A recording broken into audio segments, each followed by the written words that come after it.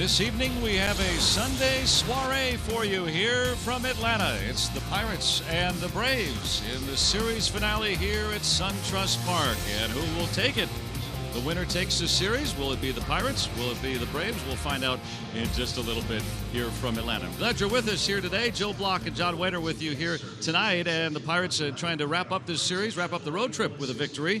And the way that they've been playing baseball here on this trip, trying to get things going behind their starting pitching, and Nick Kingham will be filling in here tonight. We'll see what the rookie can do. Yeah, the starting pitching has been outstanding of late. Nick Kingham was outstanding. His first start as a Pirate gave up 1 hit through 7, but he hasn't pitched great of late. You look at his last 5 starts, 21 earned runs in 33 innings. This season, lefties have hit him a lot better than righties. And he needs to get out of the first inning. That's been a problem. He's been okay after the first, but the first inning's been a bit of an issue for Kingham. Yeah, about an ERA of about 3.5 after that first inning for Kingham. And he'll need some offense. We saw it from Starling Marte last night. Really, the whole road trip, he's been able to hit very well here for the Pirates. Yeah, you know, Starling Marte has his ups and downs. This trip, he's swinging the bat a lot better. In St. Louis, he had some infield hits, which I think obviously helps with his speed.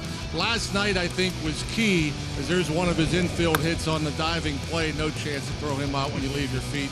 But last night, I liked the fact he drove a ball the other way. I thought was going to be the game-winning hit, the double off the wall you see here that drove in, too. That's a good sign that Marte is catching fire. And so maybe at the top of the order for the Pirates to get some things going here against the Atlanta Braves, who sit atop the National League East so far. The Pirates will try to knock them off that perch, at least a rung here tonight, as we have the series finale for you, the Pirates and the Braves. The Pirates will look to take 2 out of 3 against Atlanta. We got it for you coming up right here on AT Sportsnet.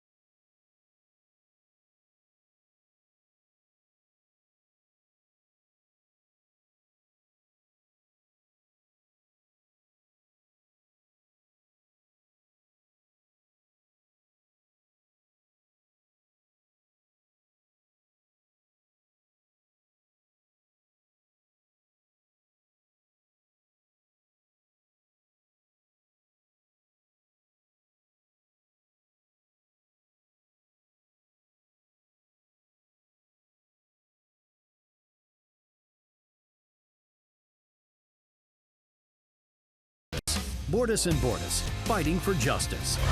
Let's go Bucks! Well, we know he can run. Can he punt?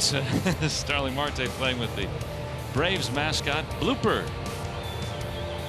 I love it when mascots are up to some mischief before the game. they will play with him. And then he was, Chris Archer with a little retribution there.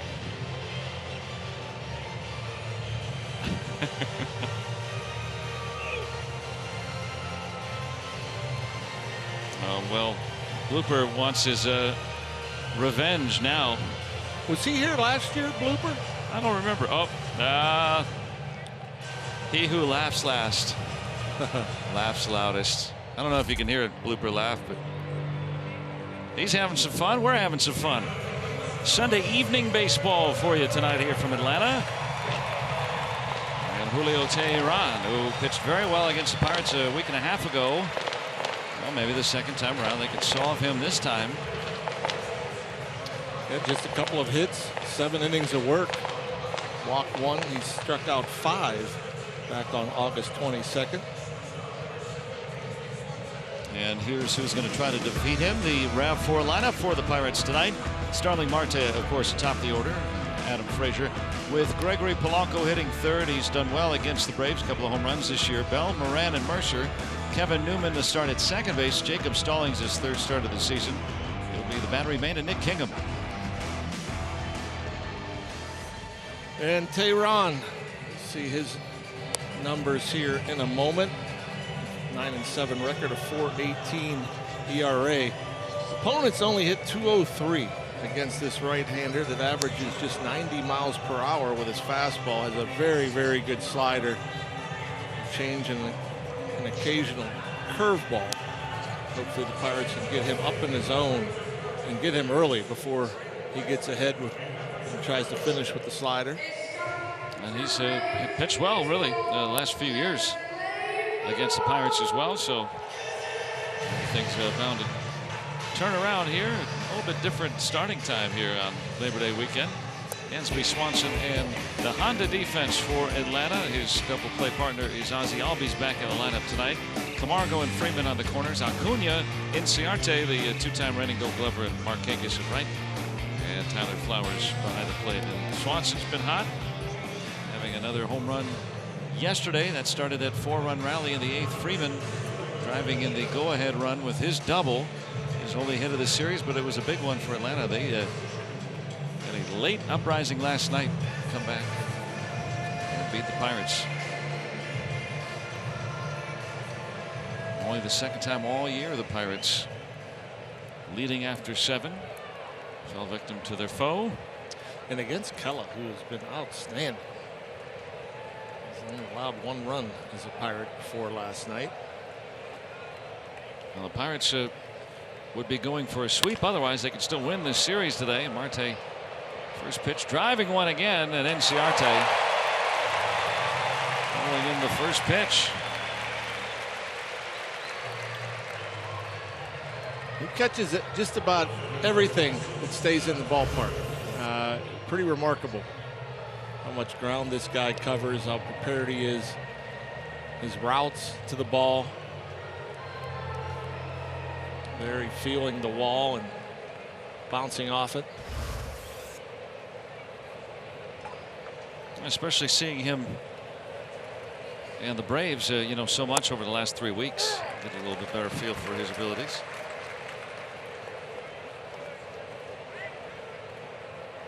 So that's the guy that Starling Marte is trying to unseat as a Gold Glover in center field. And Marte's moved over there. Adam Frazier,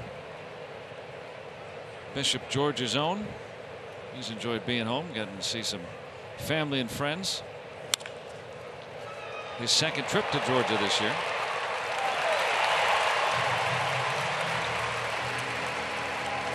While he was down at AAA Indianapolis, they played at Gwinnett. So we got to actually stay at his house for that. 2 hard hit balls, but 2 outs against Teheran. Well, now Polanco, who homered yesterday to get that total up to 22, that ties a career best for him. 26-year-old leading the team with RBIs as well.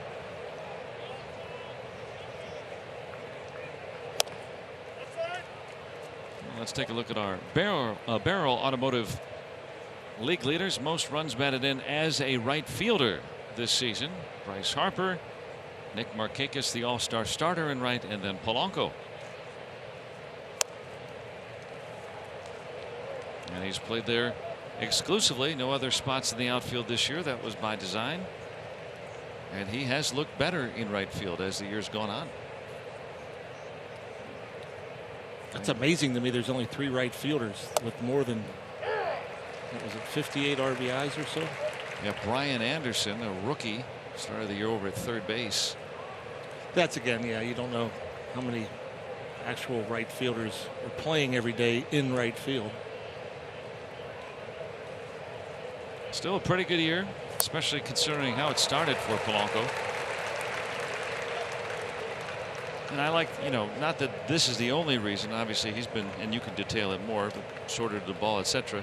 But since he moved off the plate, he's on about a 30 home run, 110 RBI pace since the early part of June on this season.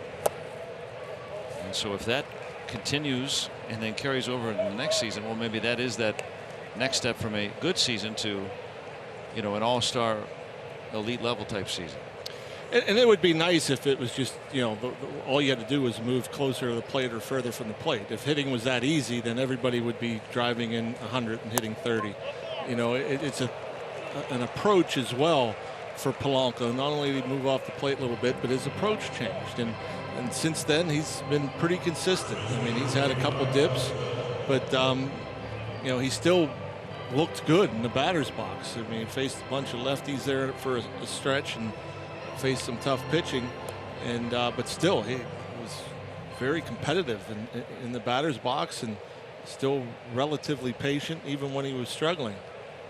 I know, a career high in walks, leads the team in walks. Talking about patience. Josh Bell with a 2-out chance. And the other thing, you know, in the beginning of August, this was the only time that he's really had a, you know, prolonged slump, and it was for about 2 or 3 weeks. But I remember you telling me something about yanking balls into the seats. I can only remember him doing that once in that, you know, rough spell that he had for 3 weeks. He keeps talking about not changing his approach, even if the results aren't there for a particular week. And that may play into the whole part of being closer to the plate and thinking about that fastball in and not being able to hit it. And so all of a sudden, as a hitter, you're thinking, "Oh, I got to get the barrel out to get to that fastball in because I'm closer to the plate." And so then you start flying open with the shoulder, you start yanking balls foul. And anytime you're worried about getting jammed, there's an instinct that most hitters have that, you know, they want to start getting out early, and then you get breaking balls and you don't recognize spin and end up pulling off and swinging at pitches out of the zone. Well, his approach has not been to pull the ball, and I don't think he's as worried about the fastball. Well, with 2 outs, 2 strikes. Well, it's been fun to watch. No, you got to get Bell back. You know, prior to that DL stint, he was, you know, pretty decent for, I don't know, about 6 weeks, 6-8 weeks or so. Where he was hitting better than 300. He was getting on base. Still, the power was not there all the time, but certainly a big plus at the plate for that span. Polanco runs, and he'll stand at second with his 11th stolen base. Too easy. Tehran went with the high leg kick, and Flowers thinking, man, he gave me no chance. So base hit and give the Pirates an early lead.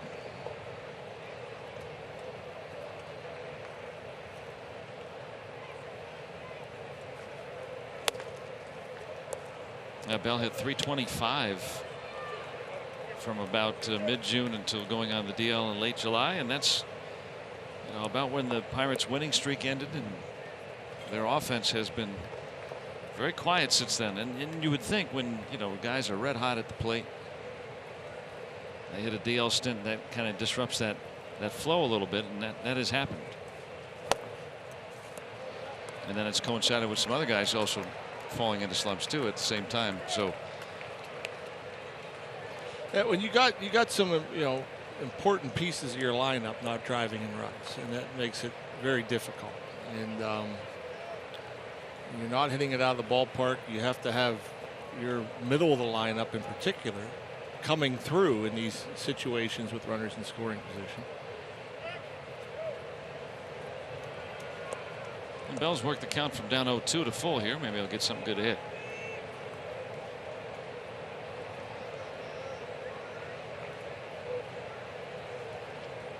Polanco in scoring position. And Bell will work a walk. So back-to-back 2-out walks by Tehran. Well, no surprise that he's not giving in. First base was open for one. He's throwing so far 85 to 88 with his fastball. And Tony Randazzo working the plate today. Jordan Baker is over at first. Lance Barrett at second base. Bill Welke is the crew chief there at third.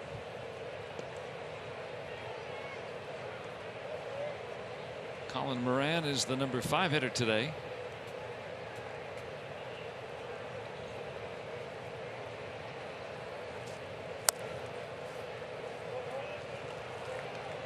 The last couple of months been well over 300 with runners in scoring position since the calendar turned to July.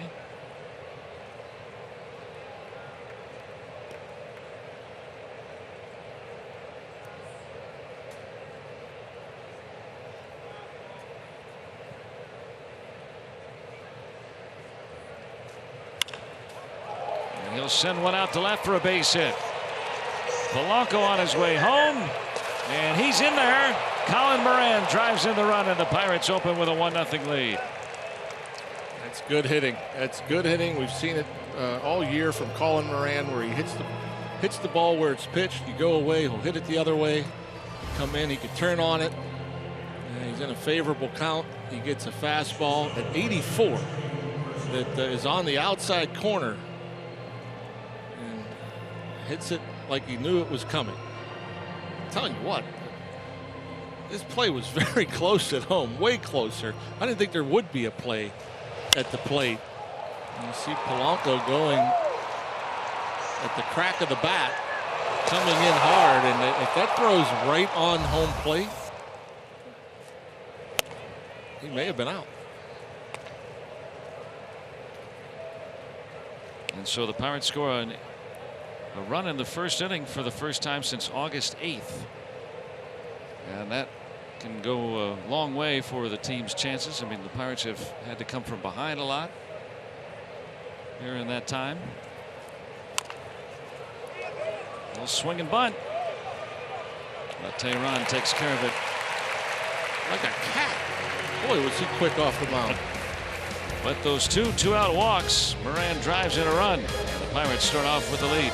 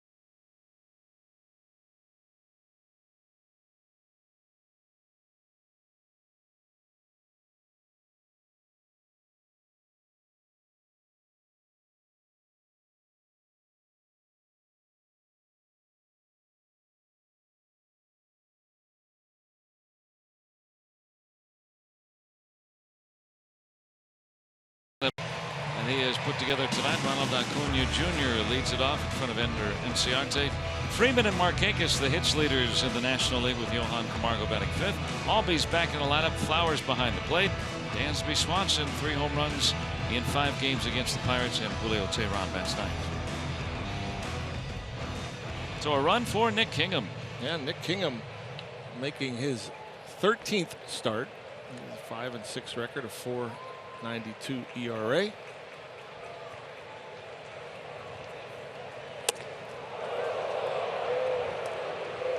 Animated Acuna there.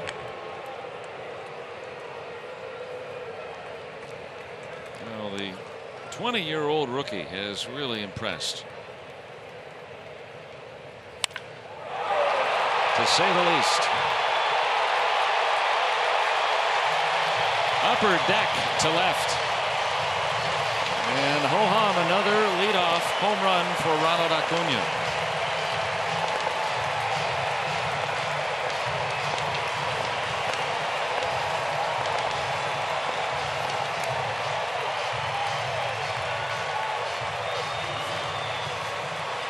Seven leadoff home runs that has just tied a franchise record.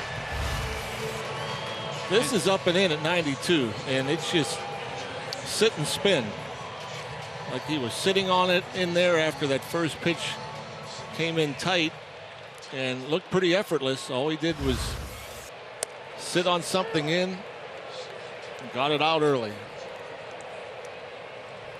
Ties Marquise Grissom's all-time record set back in '96. Remember, he's only been the leadoff hitter since the All-Star break. He's already hit 7 leadoff home runs. That's amazing. Couple against the Pirates.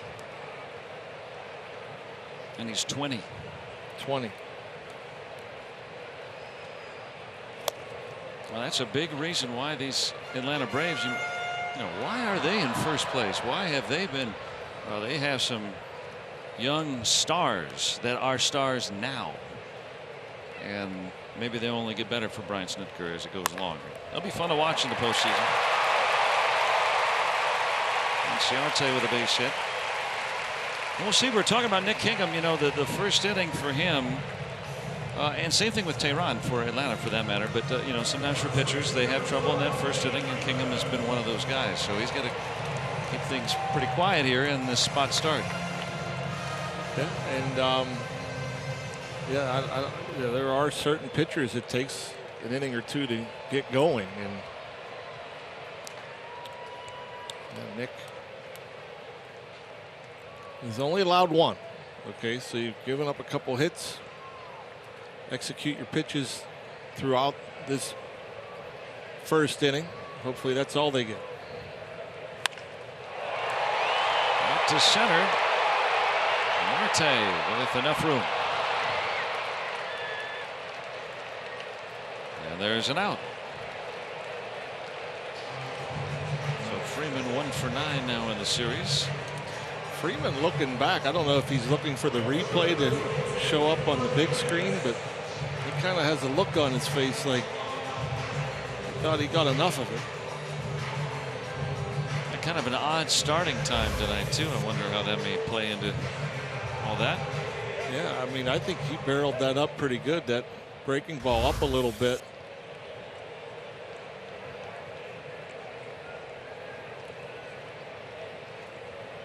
Left a flat curveball up. Kingham just pitched on Thursday through 10 innings in a 1-inning 1-2-3 relief appearance. Ivan Nova is not with the team. He's tending to a personal matter, and so Kingham was thrust into duty. So when you think about this, you know, Kingham has really been, you know, the jack of all trades this year. He's been up and down 5. This is his 5th stint now. He's been in the rotation. He's been as the long man, and he's had to make a lot of these types of starts, you know, on short notice. Tough for a rookie, but you know, he's up for the challenge. Yeah, it's not easy going back and forth, and it's not easy for any rookie to have immediate success, although he did in his very first start. Retired the first 20 batters that he faced in the major leagues. Magical debut against the Cardinals.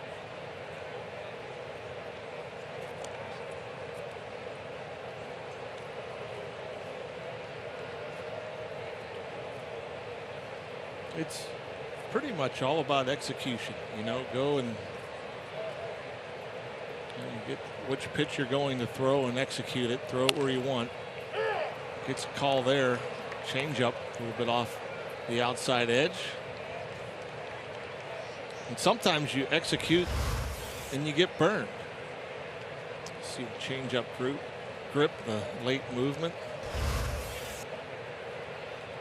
Like the first pitch, the second pitch of the game to Acuna. He executed it, threw it where he wanted to. Acuna just put a good swing on.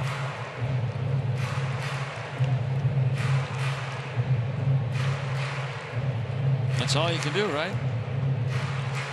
Well, then you adjust from there.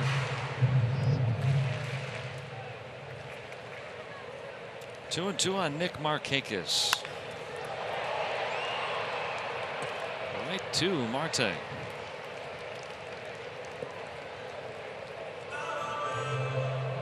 And now 2 gone here in the Atlanta first inning. And we'll see how far Kingham can go today. There's no real prescribed limit for him. It'll just be success oriented.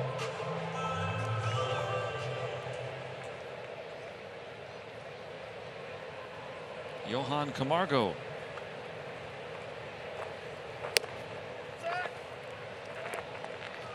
He's really come on this season too as a good third baseman and a run producer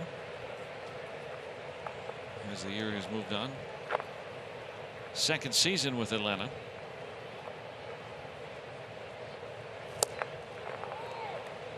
Better change up there.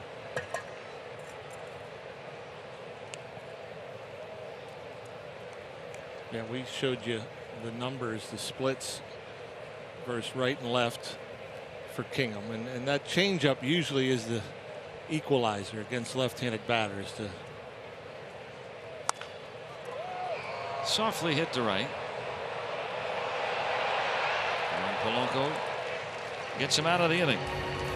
So a leadoff home run, and each team has scored a run.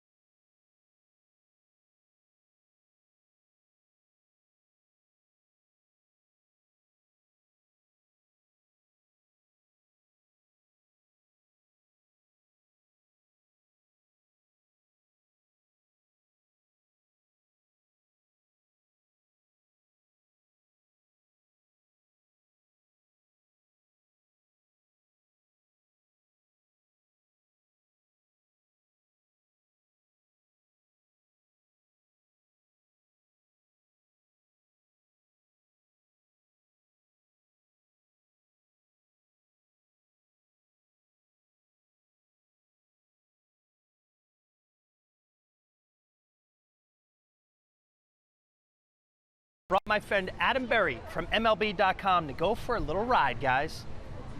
All right, guys, here we are at the top of the zip line, ready to let it fly. Adam, you ready? On the count of 3. Ready? 1, 2, 3. Get back here! Get back here, Adam!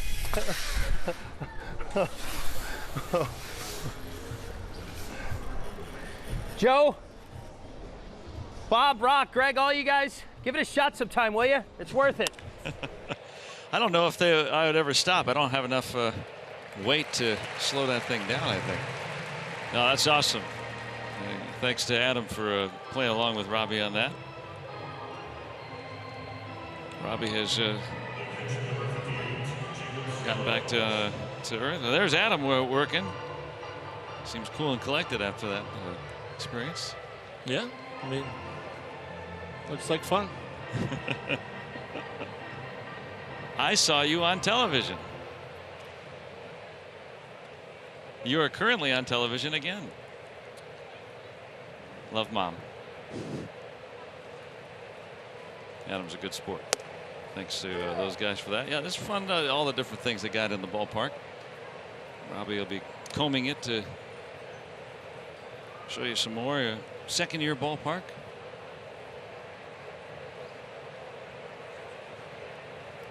Jacob Stallings making his third start of the season. Just got called back up yesterday. And with Elias Diaz, that tender hamstring. Why not? He's caught Kingham a great bit this season, so that's a good time to get him in there.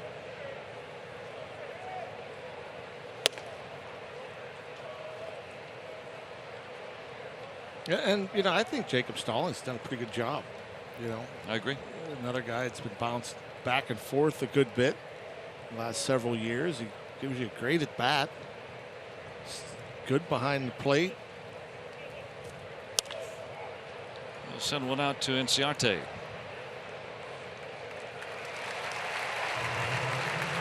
So 2 up and 2 down in the second. Free Shirt Friday coming up this Friday as the Pirates will host the Marlins at 7:05, and the first 20,000 fans will receive this Roberto Clemente Pirates number 21 t-shirt. That's awfully cool looking, and it's also a $1 dog night as well. That's all thanks to Sugardale. Go to pirates.com/free shirt Fridays. It's Friday against the Miami Marlins.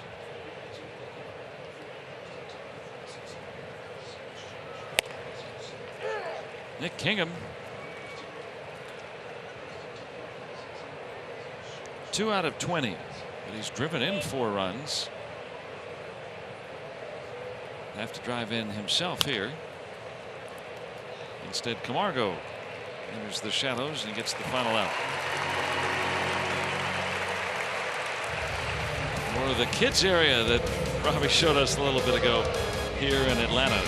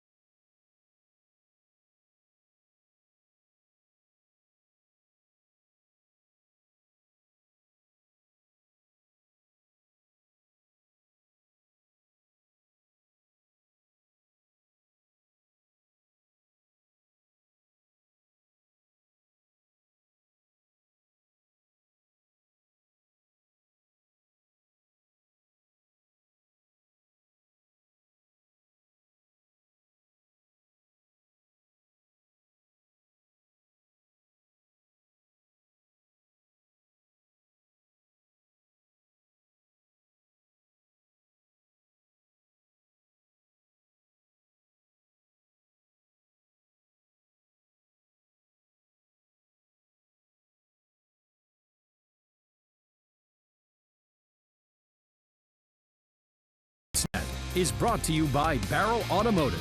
Check out barreltires.com and never overpay for tires again. And by Allegheny Health Network, official medical provider of the Pittsburgh Pirates and fans like you. Let's go Bucks!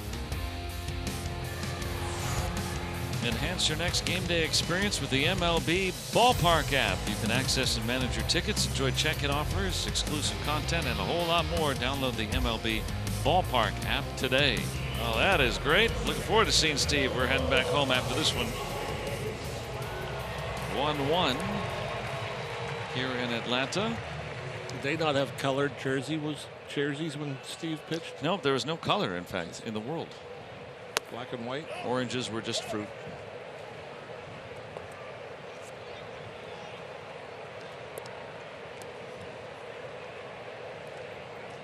So much has happened in the last 50 years, hasn't it? Well, the last 21, Ozzie Albies is coming around this world.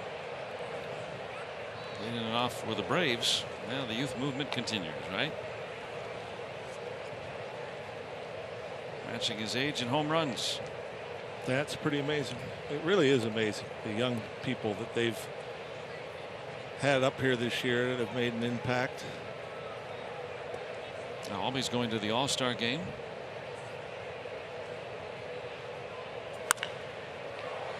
Got the day off yesterday. Just to try to get him back right. He's been scuffling a little bit as of late.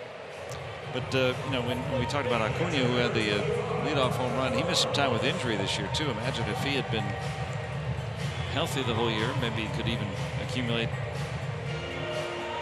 even more more home runs. He's got 23 in about less than 330 at bats. So.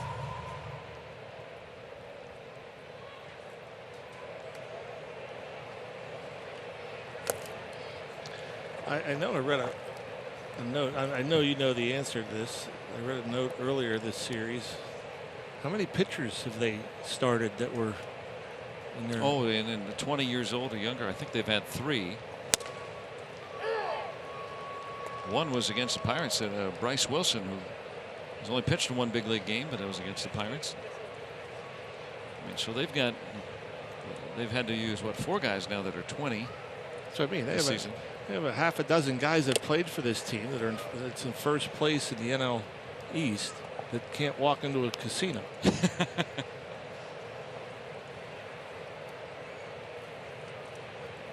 Yeah, Wilson and Acuna are still 20. The other ones have turned 21, like Colby Allard, for instance.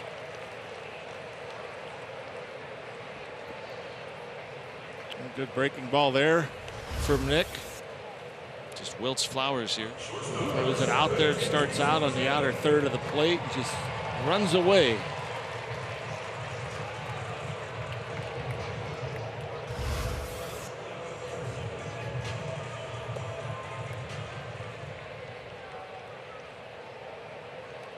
He's retired 5 in a row now.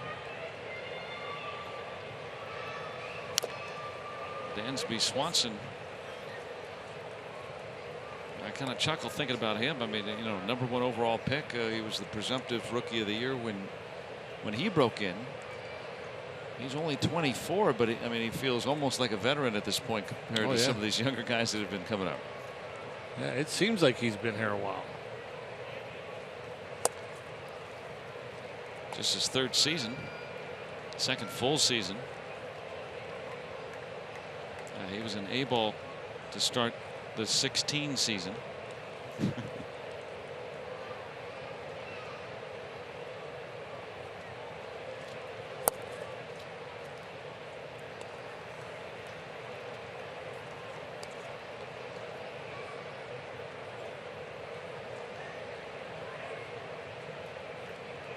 I think you keep working him away. There's a changeup right on right.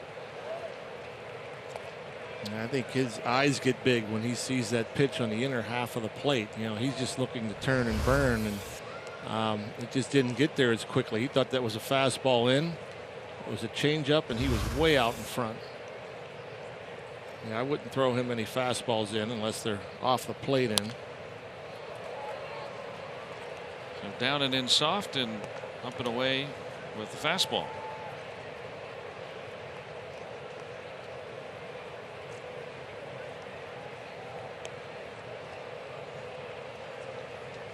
Those look like jurors' boxes back there. Those are some nice seats where you can sit down and have a meal. Got a whole mess of them out there and right. Ooh, picked them apart. And Kingham with a couple of strikeouts. 1-2-3 inning. Stays in a run apiece.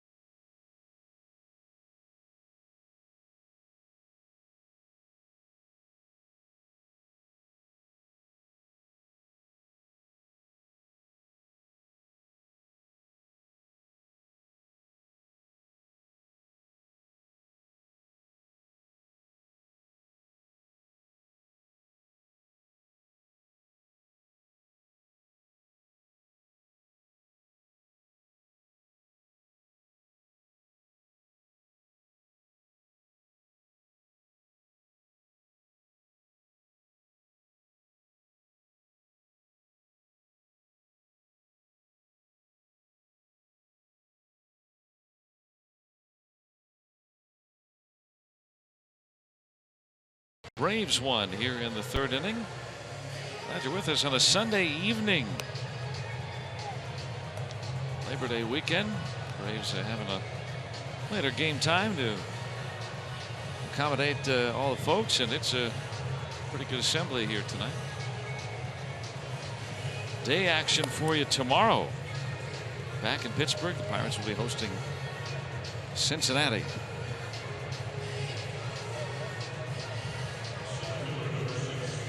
Top of the lineup coming up with Marte. Throw a ball, the only pitch he saw.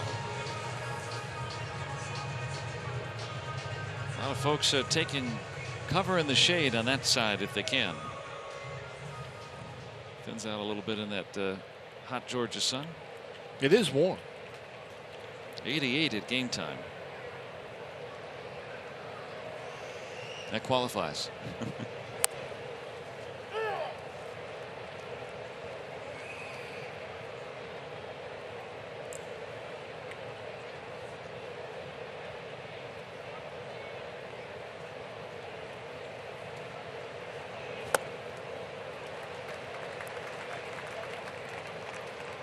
Yeah, this is where you don't want to be against a guy like Tehran. Behind the count, that slider is just about unhittable. You want to get into fastball counts. And just a little tap to Albies.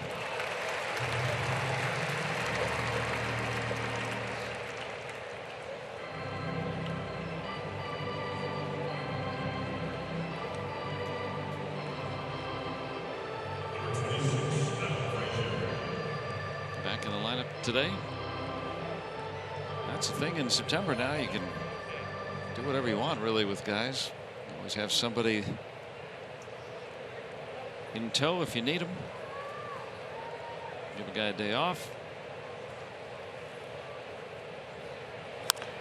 Well, in pennant race, though, you're not giving many guys days off. I mean, you can, but it's you got more depth in September because you have more players available, a pinch runner perhaps, or but as far as that depth is concerned, position player wise, odds are you're not going to take your regulars out for the guys that got called up.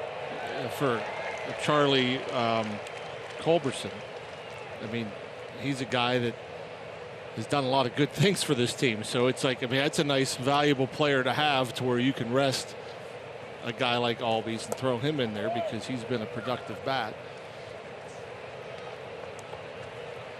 Although he didn't have the greatest game yesterday. Yeah, but that's why you try to get him in there, keep him sharp, right? Now the management of, all right, you know, some of these guys aren't used to playing this long. Yeah, and that's another thing too, especially these young guys. You know, they're used to a 140 game season, and you know nobody plays every day anymore. Atlanta, being in the South, is Tehran a little backwards pitching, going with the fastball upstairs, perfect location, freezes Adam Frazier. But yeah, you got these kids that aren't used to 162, the grind of Major League Baseball, and in Atlanta, as hot as it is, playing in when every game matters, every at bat, every ball hit to you.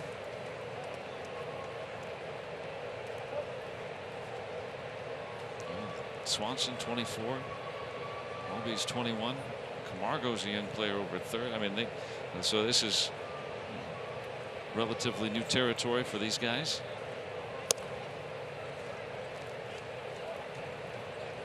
Ronald Acuna, he was playing for the Florida Fire Frogs last year. There's Camargo. He's only 24. So yeah, so I mean, this is, you know, first or second year guys having to play through September, but the first time that they're playing independent chase. 3-game lead for the Braves over the Phillies entering play today.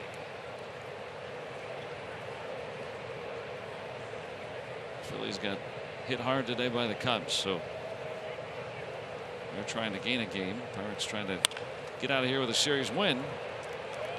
And Polanco's got a base hit. He's been on base both times.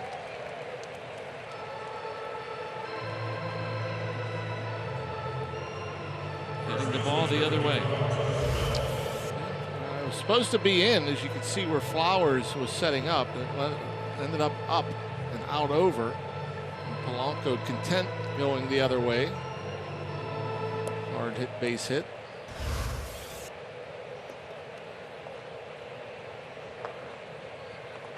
This is what butted the Pirates' first run, was a 2-out base runner. It was on a couple of walks, and then Moran drove in Polanco. Bell walked back in that first. Even though he hasn't been driving in many runs, it's been 3 weeks since he's done that, have an RBI, but still drawing walks. He's still getting on base. It's not been where he's looked overmatched, you know, and getting striking out a ton or a whole bunch of weak outs. I mean, at least there's a semblance of, you know, getting on base and things like that we've still seen from Bell. Yeah, but he's a guy that wants to drive in runs. You know, some people had him at 90, maybe 100 RBIs coming into this season. And that is certainly reasonable, considering, you know, last year, you know, you drive in 90 runs as a young player, you'd think at least that many again. Sure.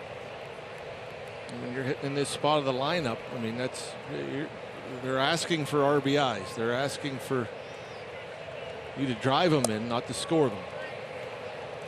And the Pirates, this has been a problem the whole year. It's not just been Bell, but primarily Bell's been the cleanup man. But they're second to last out of the 30 teams in OPS in the cleanup spot this year. So whoever's batted fourth for Clint Hurdle has not been able to do what a typical cleanup hitter would do.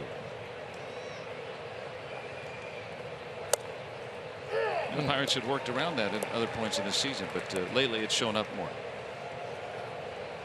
Tehran not giving in on a 3-0 count, throws a fastball 3 or 4 inches off the plate, gets the call. Moran is on deck. Bell can get aboard.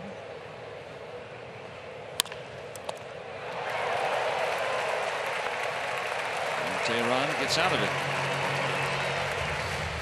Polanco's 2-out single. That's it. And the Pirates and Braves still tied at 1.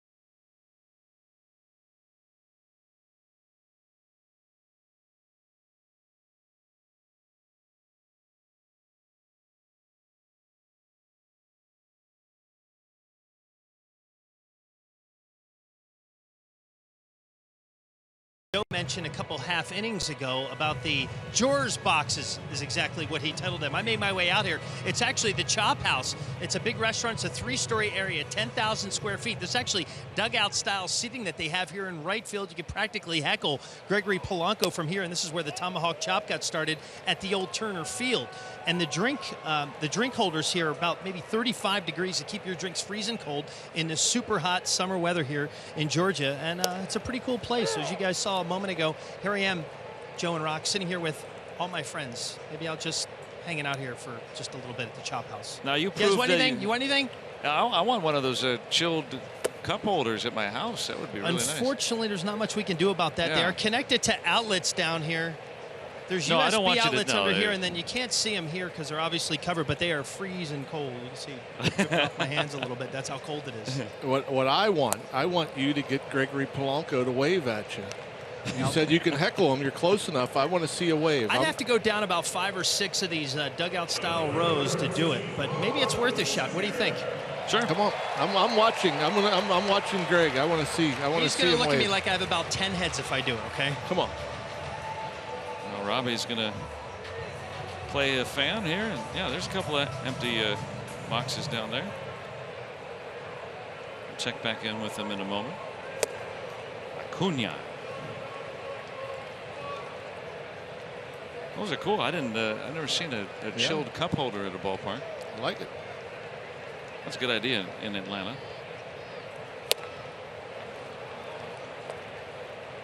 Expanding the zone there after the leadoff home run. 23 home runs for the 20-year-old.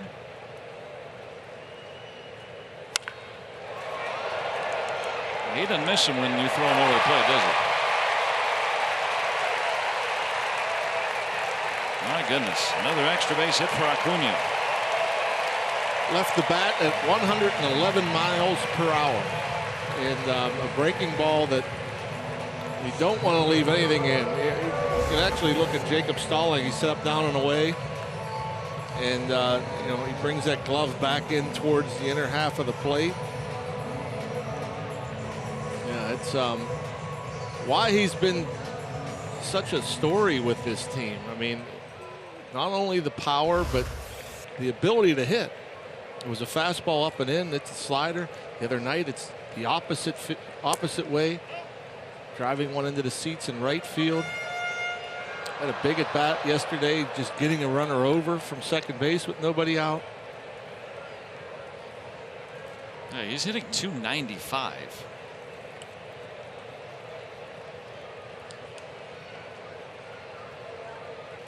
And can run well too, so you got to be careful here. Base hit and we come rambling home.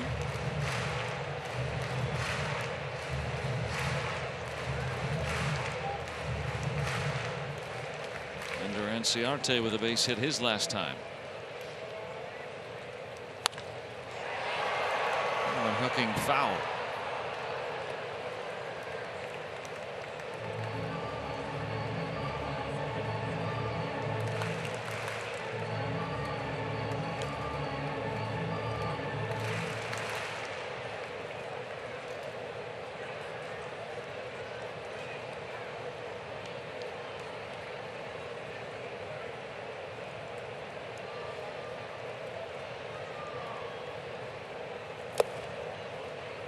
Behind on him 3-1 with the 2 guys that lead the league in hits coming up next.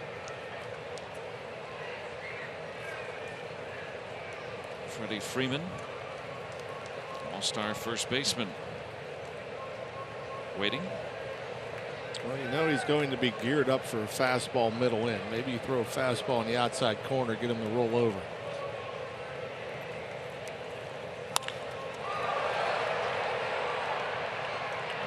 Polanco will haul it in. That'll work. Wasn't on the outside corner, left it up. Hit it hard, but you had a defender there. So 2 outs here in the third.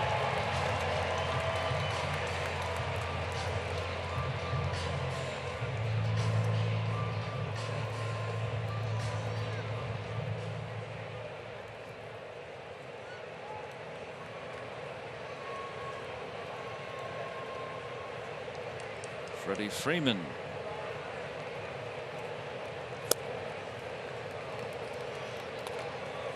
One for 9 in that series, but that one was a big one. That was the double that put the Braves ahead for good last night. And their 4-run 8th inning.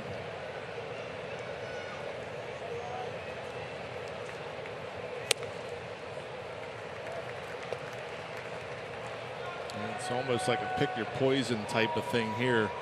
First base is open. You got Freeman. 308 with 82 RBIs. Do you want to give him something to hit, or do you want to pitch around him and deal with Markakis? Both left-handed.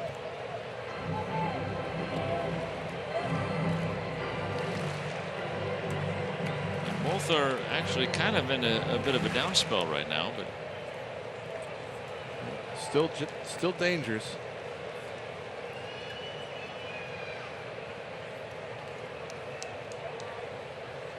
Hitters count 2-1 with Acuna at second.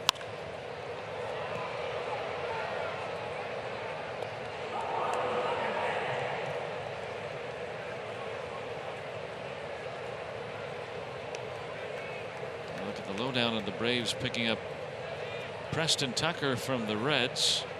He had been with Atlanta, making a minor trade. They also activated Ryan Flaherty for today's game, and Michael Reed having to go on the DL with a back concern. Appeared in the game yesterday. Out into that sun field with Frazier. Very familiar here. And nothing across for Atlanta.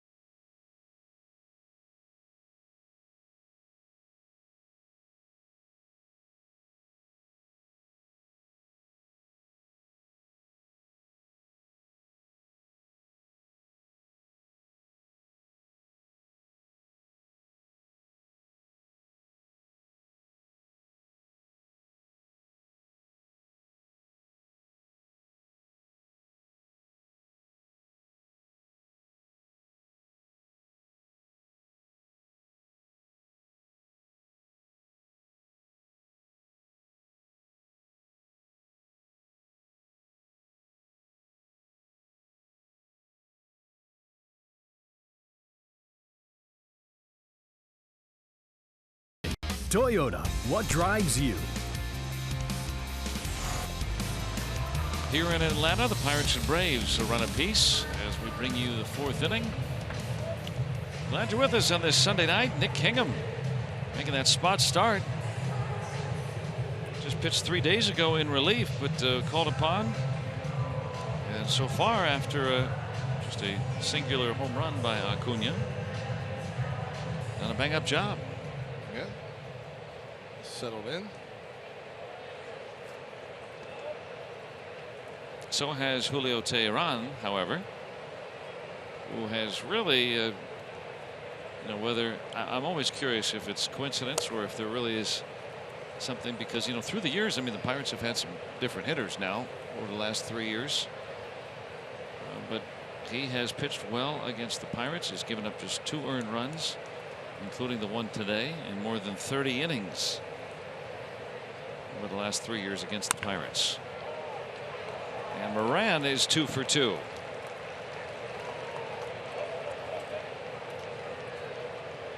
Drove in a run with a 2-out single back in the first. Now a leadoff hit here. There he goes. He's on the fastball away. And typically when you're on the fastball away, you're able to stay on the breaking ball as well. Look at StatCast AI powered by AWS. Holby's not tall enough. Line drive. 5'8", second baseman.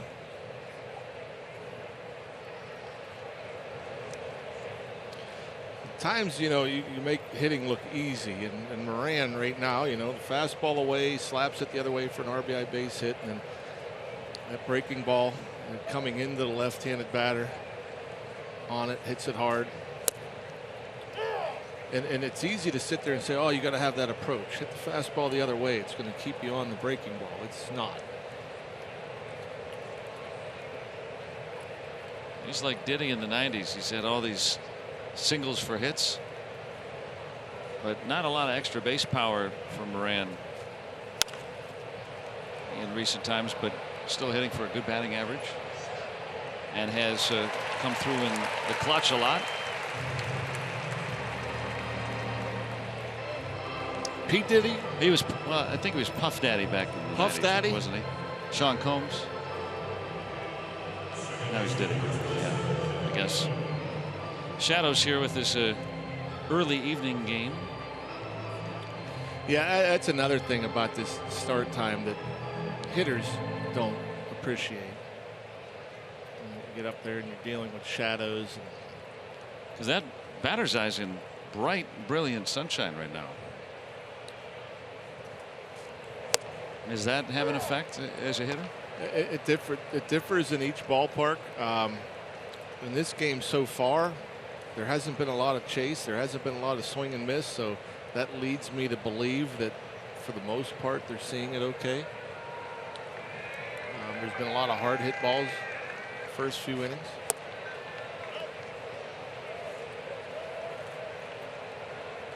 But you know this, when you're out there, the clouds just came over, and so now the field's in shade. So it's like, yeah, hurry up and pitch. Now it's normal.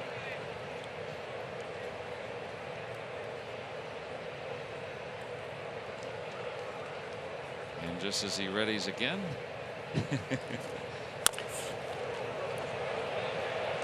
Custom made, even with Newman's wheels.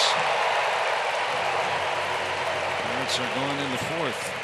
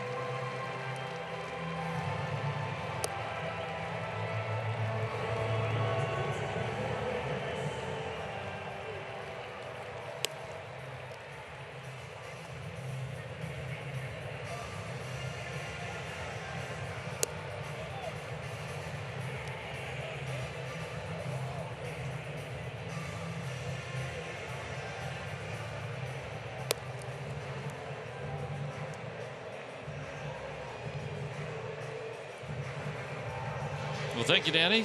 That's certainly interesting. And here, a Cubs fan, a Yankees fan. Good place to watch baseball, right? Well, 2/3 of those young gentlemen are front runners. Bandwagon hoppers. Well, I guess if you've been a Yankees fan since the days of Wayne Tollison in the early 90s, maybe you can get away with it. But other than that, they've been pretty good for a while now. Like me, that young man doesn't know who Wayne Tollison is. I think he was their starting shortstop in '89.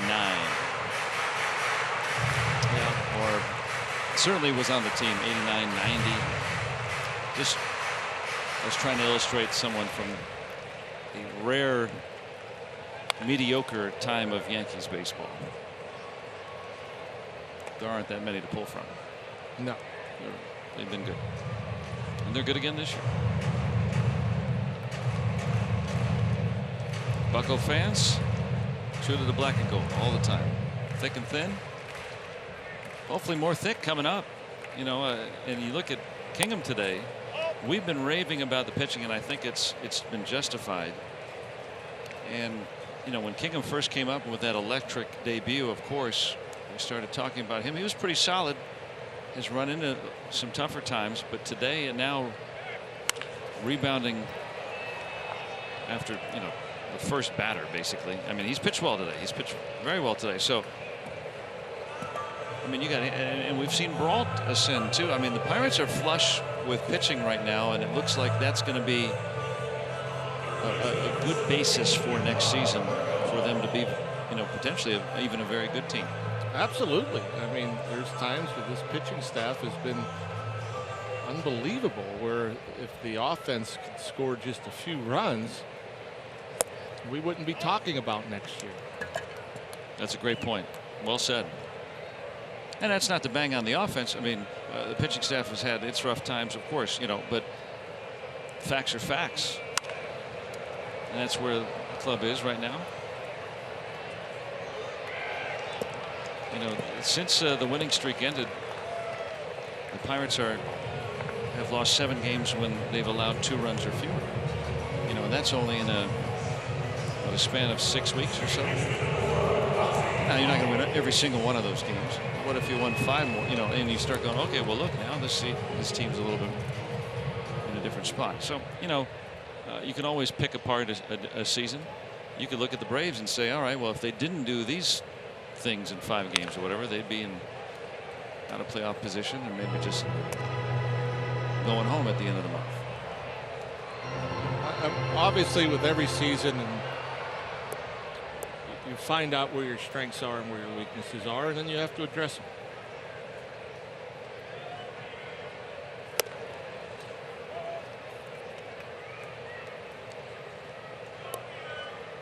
And he's really been a strength since getting called back up. Top 10 in batting average and slugging for Adam Frazier in the whole league. Good to see him getting some action. And Neil Huntington was saying that, you know, the younger guys that you know for sure are going to be back next season, those guys are going to get precedence in playing time right now. And like you said, to evaluate, take stock, see what you got. Yeah. And adjust accordingly. Find out. You know, there's some tough decisions might be. I mean, and it's not. You can't just go out and find a power bat. Yeah. Okay, but you know, that's a weakness. Obviously, you need a power bat. You might have that power bat standing at first base. You know, it's part of the fun conversation that takes place all winter long.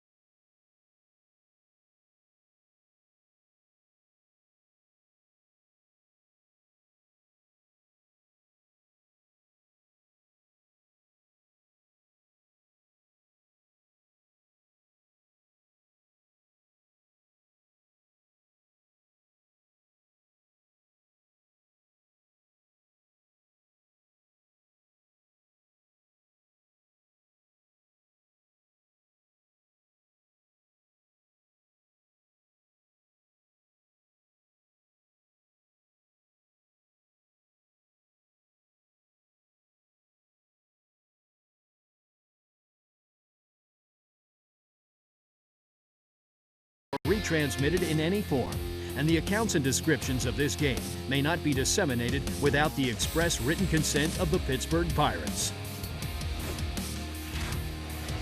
Back in Atlanta, 1-1 on our UPMC scoreboard. Colin Moran RBI single in the first. Ronald Acuna Jr. with a home run. All in the first inning. Both pitchers have settled in. Nick Kingham, spot start today, has pitched well. Jacob Stallings starts it off for the Pirates at the plate. Good pitching matchup today, a pair of 49ers.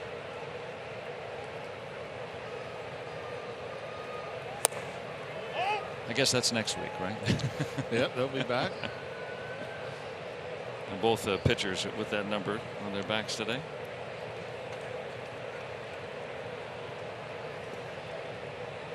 Stallings with his third start this season. He was called up in July when Cervelli hit the DL and started 2 of the 23 games. That was that stretch where Diaz, I think, caught, what, 14 or 15 straight. A couple off days mixed in, but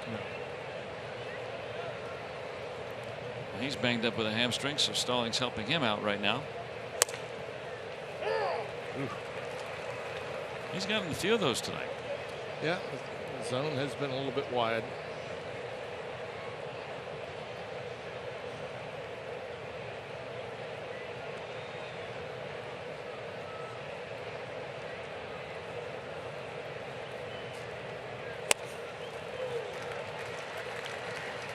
And Tehran with his second strikeout.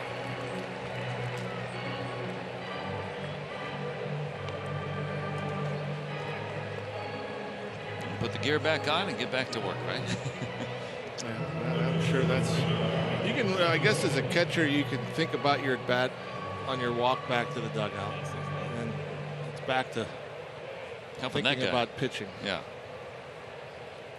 Well, Chris Archer had some strong praise for his catcher last night. He was saying in the newspaper reports about he just agreed to whatever Cervelli put down. And blanked the Braves. Didn't allow a hit until the 5th. And was really, really good. And you know, Cervelli was talking about that's how the trust starts to develop. You know, Archer had his roughest start as a Pirate his last time. Okay, let's try something different. And he worked from the stretch. Something that he wanted to do. The Pirates certainly endorsed that, and then Cervelli put down the sign, and he just went to work. And Archer executed pitches, and that's what you have to do. I mean, that's more important than anything. If you don't execute your pitches and you leave pitches in the middle of the plate or up, it doesn't matter what signs are put down or how you pitch. You got to execute your pitches.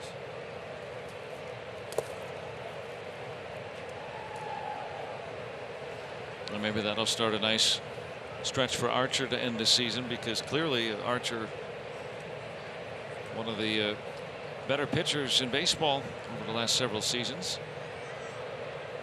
And Chris Archer is going to be a big part of the success of this team moving forward. I mean, people could say what they want and draw conclusions based on his first 5 starts. Well, he's a good pitcher. He's going to be a good pitcher. He's going to put plenty of good games. He's going to pitch far more games like he did last night than he did in his first 5. Fun to see what they got going forward.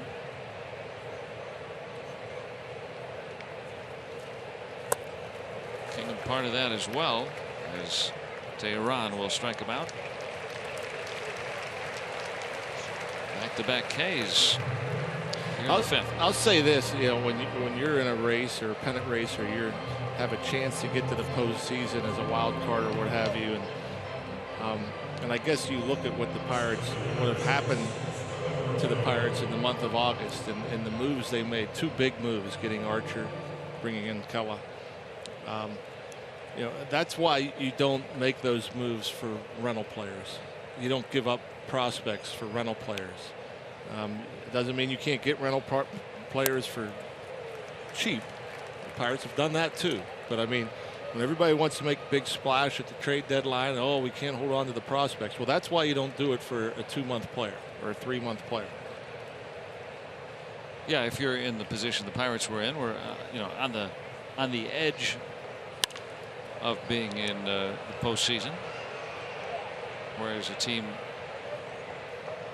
that's very solid in there and they have a glaring weakness might give up a little bit, but still the price isn't as big. So yeah, even if you're leading your division like the Indians by 10 games and you want to make a splash, and so you might trade a prospect for a big piece that might get you over the hump, or 2 maybe, and then you lose the first round and, well, you don't have anything. It's gone. Little roller Albies takes care of. Both Archer and Kella under team control for years to come. And the Pirates still tied at 1.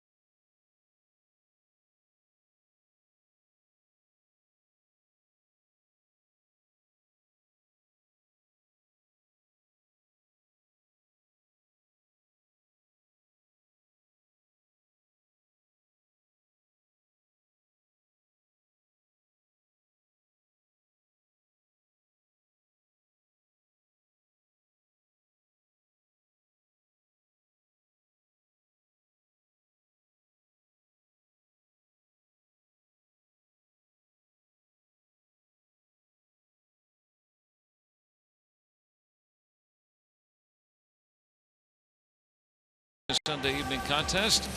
Let's take a look at our Nissan road ahead, and tomorrow, Labor Day, 1 o'clock, we're with you as Trevor Williams continues his great pitching against Matt Harvey, Musgrove, and Tyone. 6:30 the action on Tuesday and Wednesday nights back from PNC Park. It'll be so good to be back home. It's been a long road trip. Yep, feels like a month.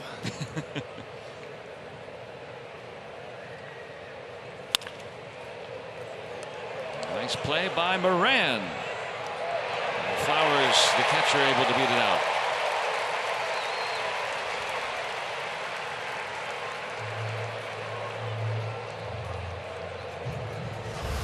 Good effort. Going to his left. A little bit of a snow cone. Ooh. They're going to check it. That makes a good effort into a great play if we can get this call reversed. Is Moran, I think they got him.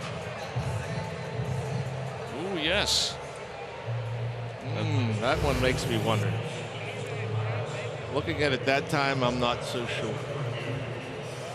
Very close. That would change a leadoff hit to an out. Well, Moran has 2 hits today. Here we go. And he has just taken one off the board. Beautiful. It makes me, curious as far as a player. There's times before replay, you run down there and you think you beat it out, and you argue, I beat it. Look on our Allegheny Health Network Supermo. When it contacts the interior of the glove, he's not on the base. Web, not quite there. 16 seconds on the replay. That was one of the quickest. That might set a record. But anyhow, if you know, if you're a runner and you feel like you've beaten that throw and you can hear the glove catch the ball and you feel your foot hit and you're convinced that you beat it, I wonder how often you're convinced you beat it and you look up and find out you're out. You're probably biased. Well, no, there's no bias whatsoever because it's what you think, you know, not what what you feel and hear. You know, you feel your foot hit, and you hear the glove smack, and you're like, I'm safe. I'm wondering how often that happens, and then you look up there and you're like, I'm out. 3-0 on Swanson. Because I felt like that happened to me a lot, where I thought I beat it and I was out. You know, it'd be interesting. Maybe if replay was around, you would have had 20 more hits. No, I'm not saying that. I'm just saying I'm just curious to know how many guys are convinced that they're safe, and the replay proves that they're out. Now you see players all the time on tag plays saying, "Oh, check it, I beat it," and they're out. But that's different than, you know, the sound and feeling your foot hit the base, as the sound of the mitt makes catching the ball. And Swanson stays hot. 1-out single. Well, that's how the first base umpire determines out or safe. Has to use his hearing. Generally looks at the runner's foot. I've always felt umpires at first base on that play are very, very, very good. I mean, it's unbelievable, really. Yeah, they're 99% of the time right on force outs at first. The only plays that mess them up are, you know, when someone's coming over to cover, or you know, there's something kind of unusual. Oh, probably when they don't hear the glove. You know, a little toss, underhand flip to whoever's covering. Tehran leads the league with 10 sacrifices.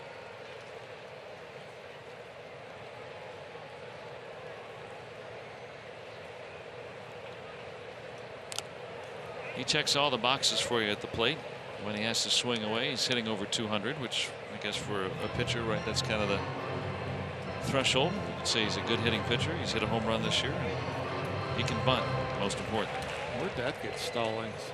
I mean, he's been banged up a couple of times, but you would never know it. Let's see where this gets him. Oh, yeah, right off the thigh. Doesn't even flinch. Would never know. He's been hit like 3 times today, I've seen, where you'd never know it.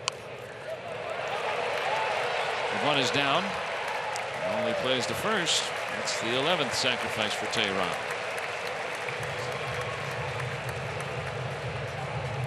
So Swanson at second with 2 away.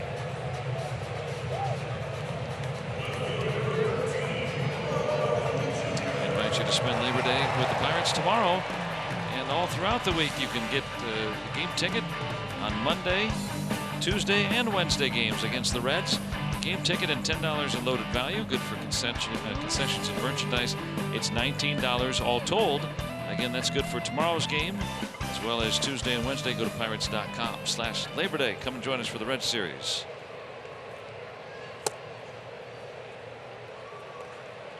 Got to figure out how to get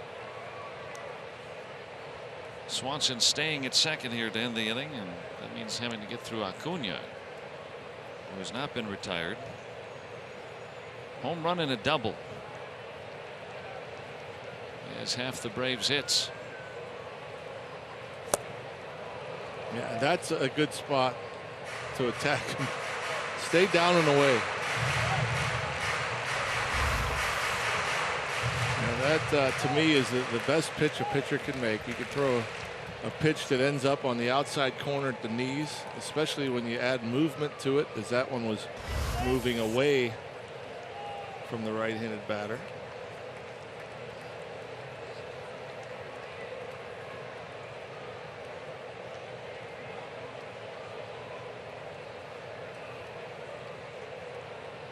He's got some pads on. A hand, an elbow. Another good pitch.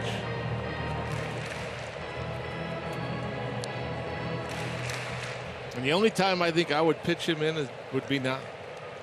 If you go away, maybe you got him thinking away with 2 strikes. But I still wouldn't risk it. Yeah. I'd probably go further away.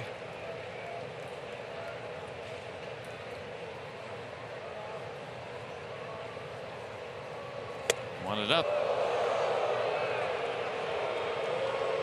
Yeah, maybe up and in, right? Well, I mean, if I'm not going to just throw it in there. I mean, I would saying that might be the only time you can get him out in is with 2 strikes after going away. Whether it's up and in or doesn't matter. I'm just saying the way he's been swinging at these pitches that are in, he's dangerous in there. So you stay away there. And that's what I mean. Like that pitch was further away than the other 2, and he's able to get a piece of it, which tells me he's looking for it out there. So now what? Again, I stay out there. I figure that swing doesn't look as strong or as powerful as the one that went in the upper deck on a pitch it was in. They'll come way in. Off speed.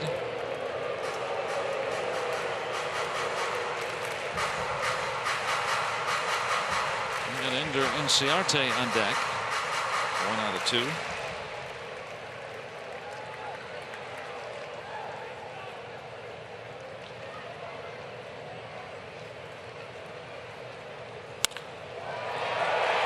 Nice play by Mercer, and in time to get Acuna. Jordy Mercer saving a run with that diving play.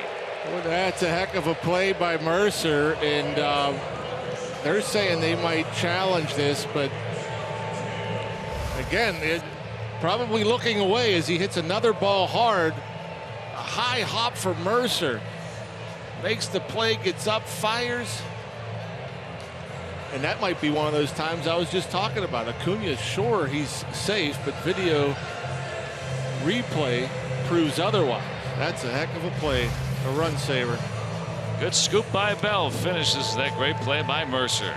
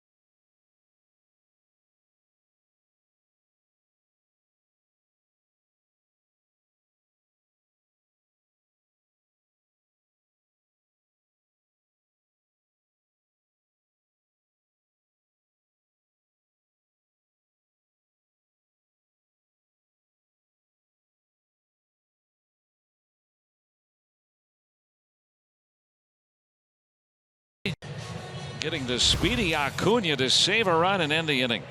Yeah, that ball was hit extremely hard, and that ball came up. You don't expect that hop to come up that high. And Jordy has to get up and get rid of it in a hurry.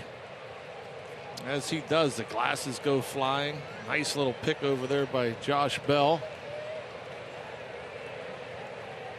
That was awesome.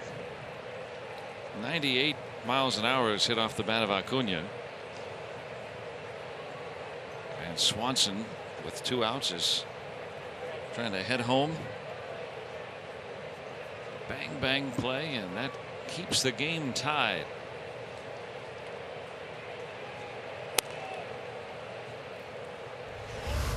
Talk about helping your pitcher.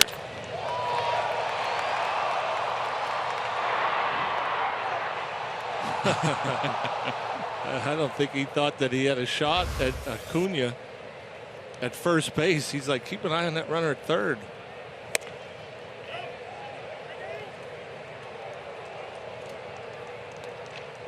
Well, that was an extraordinary play. That's about the only way you can get him. Seems like the way he's been swinging it. Clint Hurdle likes to give his players a green light 3-0. If it's theirs, right? Adam Frazier with a 3-0 homer. Was that the walk-off homer? I believe so. That sounds right. 3-0 pitch. He's homered here twice at last year. Had a pair of home runs in a 3-game series here, which he said actually got him in a hitting funk last year. He had a little bit of a down spell and started to try to pull the ball after hitting for a couple of home runs here, and going out to deep center.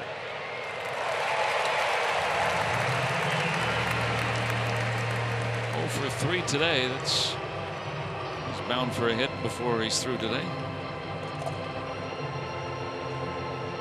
Tehran at 70 pitches here with 1 out in the 6th. Both teams scoring a first inning run.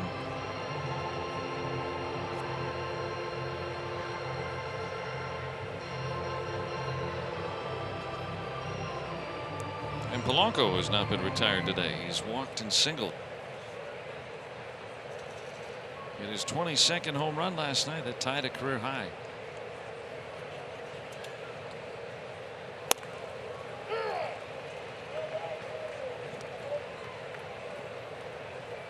And kind of shaking his head after that one. 89 right down the middle.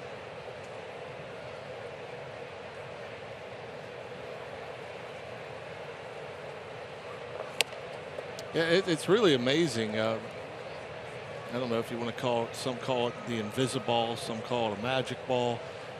There's these pitchers that throw these fastballs 88, 89 that hitters can't pull the trigger on, and Tehran seems to be one of those guys. You sit there and wonder, you know, how does he have this kind of success without the velocity? I mean, opponents are hitting, coming into this game, 203 against him. Yeah, it's not just the Pirates today or in that last start. I mean, it's been, he's given up some home run balls, but most of those have been earlier this year. That started to go away. I mean, ERA under 3 in his last 4 starts.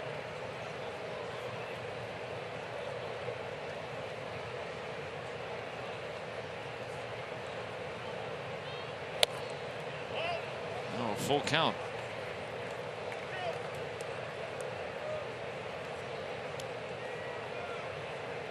Josh Bell on deck. Tehran, a 2-time All-Star.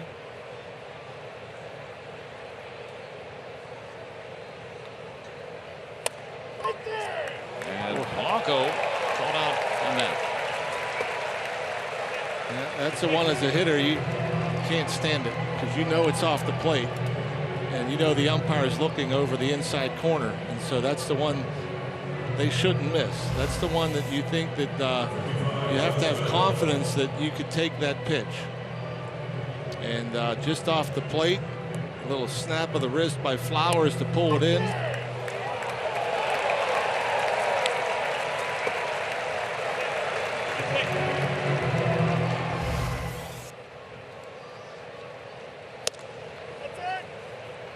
You mentioned where the umpire is positioned. So on the other side of the plate, is that usually a spot where the umpire doesn't get it as accurately? Is that why you say that? You could give them an excuse because they're not standing over that corner. Okay, if they're going to miss away a call that's borderline, maybe you understand it because they're on the other side of the plate.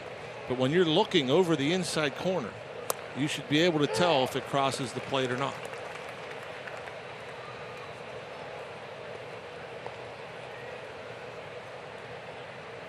2-1 on Bell with the bases empty.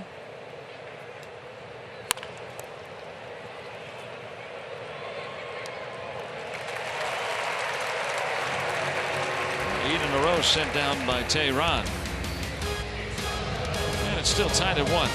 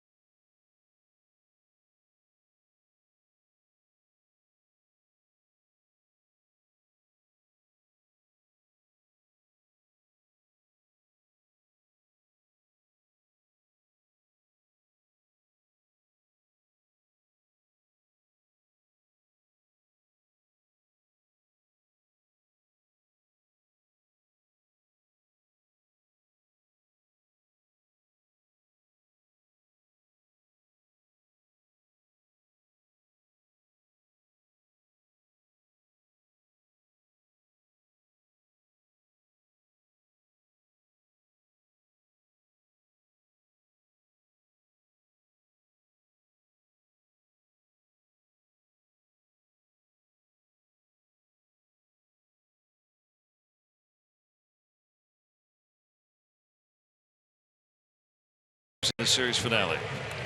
Let's take a look at our Allegheny Health Network injury update. Nick Birdie, a name that may not be familiar, called up yesterday. He was a Rule 5 pick in the offseason and recovering from Tommy John surgery and down on a rehab assignment at 3 levels in the minors, and activated to start accruing some of that time necessary to allow the Pirates to keep him as a Rule 5 selection. And he's back and healthy, getting more and more arm strength as Jose Osuna comes in the game on a double switch. He's at first base, and on the mound, Stephen Brault. Brault got the ERA down to 4.35. 78 2/3 innings, 70 strikeouts. Hasn't pitched since Tuesday. He went 3 1/3 scoreless. Struck out 6 in that game. And way back at the beginning of this road trip, he went 4 scoreless innings in relief. First Pirate to have back-to-back relief appearances of that long and scoreless since Vicente Palacios back in 1990.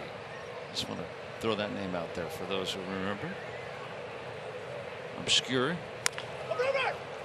He's pitched well, and so did Nick Kingham today. How about that? You know, he pitched 3 days ago, an inning in relief, needing to make a spot start today. 1 run, no walks over 5 innings. Yeah, outstanding stuff. You couldn't ask for any more. 5 strong, and only the first batter comes around to score on the home run by Acuna. Great work.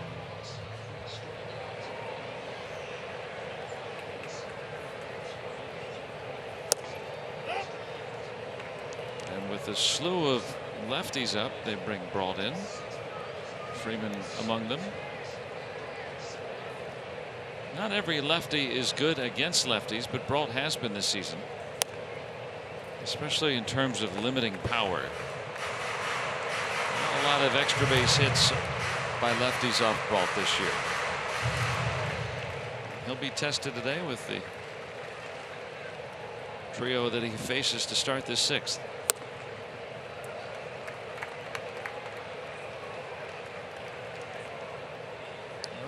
Come all the way back to get Freeman.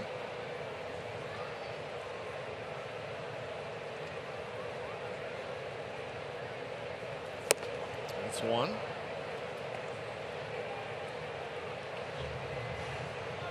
Freeman was looking big swing, maybe trying to drive one. 3-0, came up empty.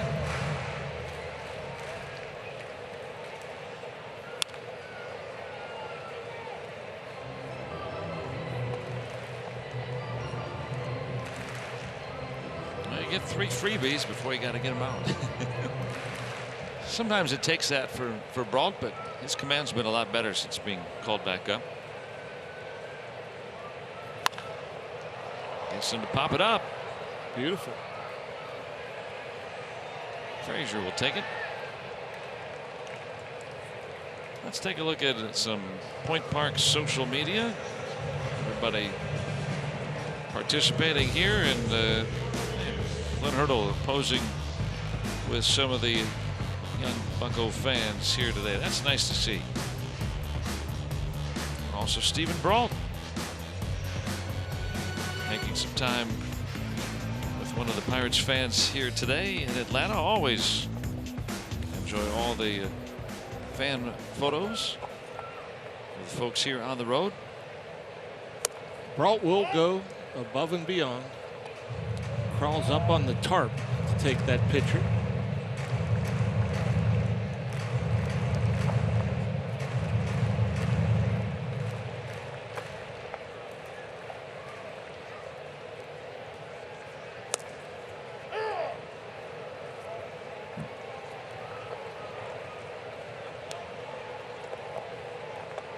Markakis is pretty good too against lefties. I mean,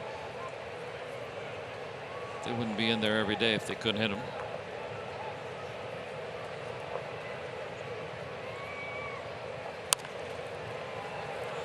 Weekly hit to Moran. And a nice 1-2-3 start for Stephen Brault. Got a good one here in Atlanta. Still knotted at a run apiece.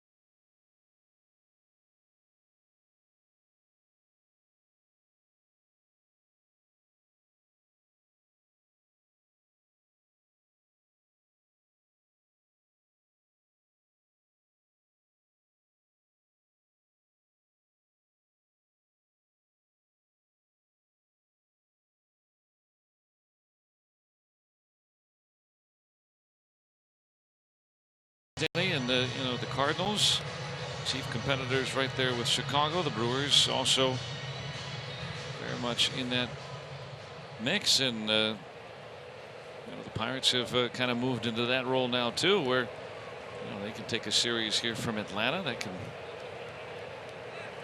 throw a wrench into the works.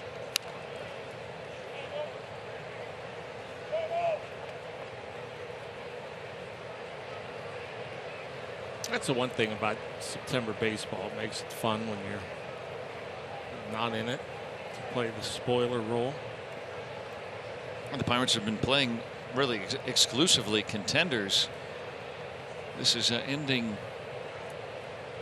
tonight a stretch of about 5 weeks of ball. I think the only exception was that 2-game series against the Twins, where the Pirates are playing a team at that time that was considered itself in the thick of things. Pirates are included at the start of that stretch.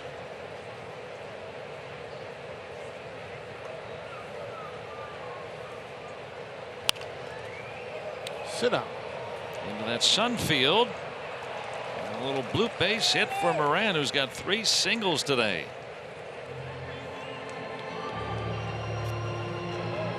Don't always have to hit it on the button. 2 line drives from Colin Moran this time. They're tied up a little bit. They try to work it in. It goes up a little bit, just 89, but you'll see them hands stay through it.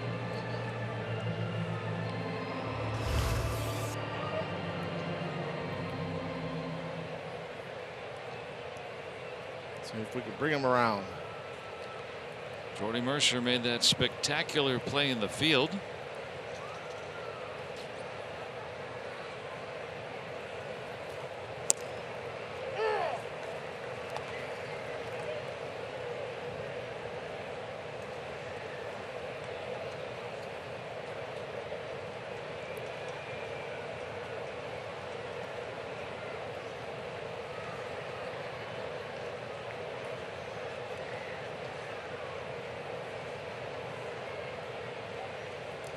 Moran's not going anywhere.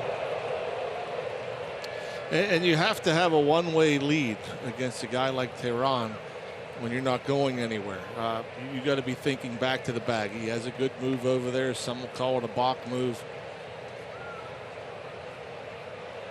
He's quick.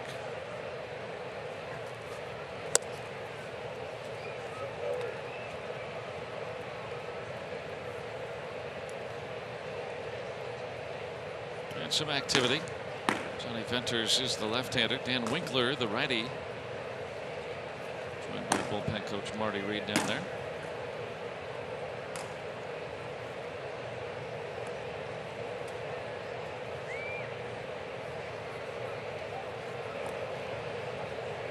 So a one-way lead. I hadn't heard that phrase before. So that means just, you know, you're not trying to be cute, just enough.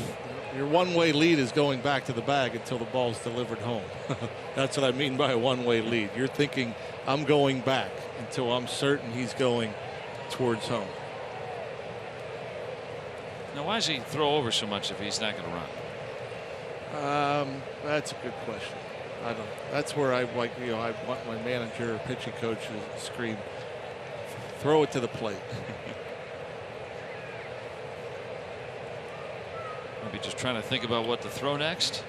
Buying some time for the bullpen to get ready. I don't know. Hit and run action. Could the bench call that and say, you know, we want to get some time for the bullpen to get up? Oh, absolutely. Yeah, you can have them call it, throw it over there. Sure. You see Moran looking in the whole time, because it's an obvious hit and run. Yeah, Moran's not a base stealer.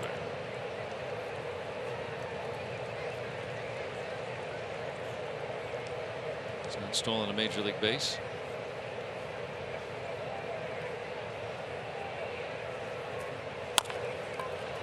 Right at the bag.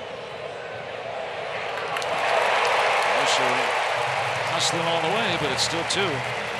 Second time the Pirates have hit into a double play today. They led the league in that category in August. And that similar play last night led to a little bit of a Pirates run. A backhanded flip that went in the left field. And that was by Culverson, the second baseman, right? Yep. There you can almost see Albies took a little extra time to make sure he handed his shortstop a good flip. Definitely more controlled. Well, in this 1-1 game, Tehran's spot is due up 5th in the bottom half. And that pitch count still in good fashion.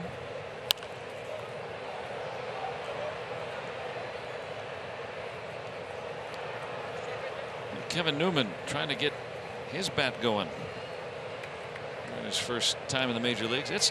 I would imagine it's tough when you first break in, especially if you don't have that success right away. You start to creep into your mind some. Hitting is hard, especially at this level. It's difficult hitting.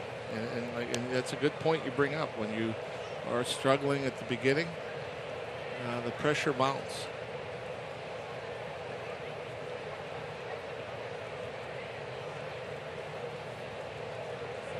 And Newman was hitting over 300 at AAA. 302 to be exact. It's always funny though, because the success at AAA, sometimes it translates immediately and sometimes it doesn't right away, and sometimes it never does. The great mystery of baseball as Tehran finishes the 7th with a strikeout, keeping the game tied at 1. And on this Sunday, we'll stay here in Atlanta and bring you some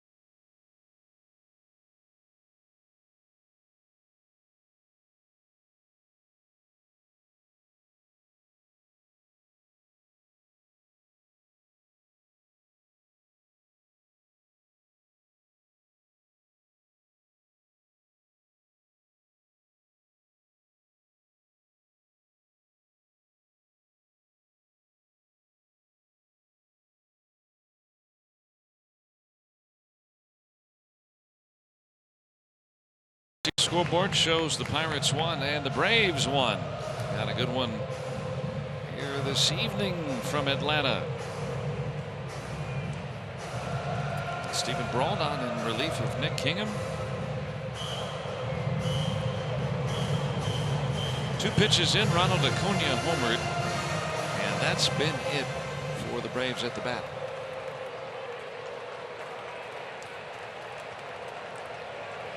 collected 4 hits, as have the Pirates. Pitching has ruled the roost.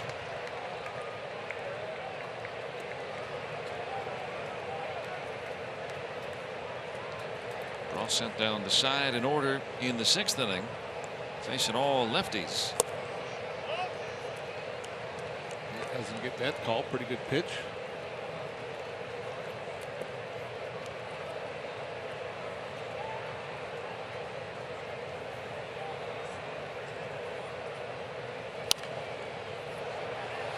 Camargo looks a little different from this side of the plate. Stance. Almost looks defensive. Hands are in tight. Turns that front shoulder in a bit.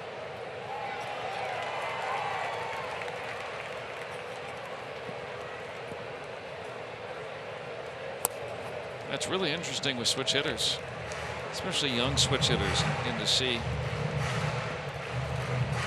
how they develop. We think about Bell in that fashion, and they've got a pair with he and then Albies on deck.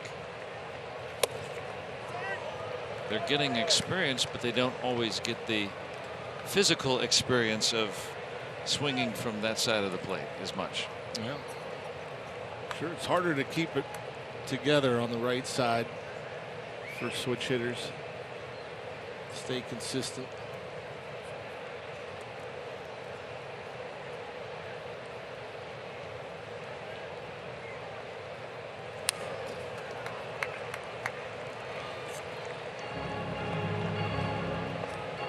One of the things I was talking with Justin Smoke last year of the Blue Jays, he's a switch hitter, and when he was younger,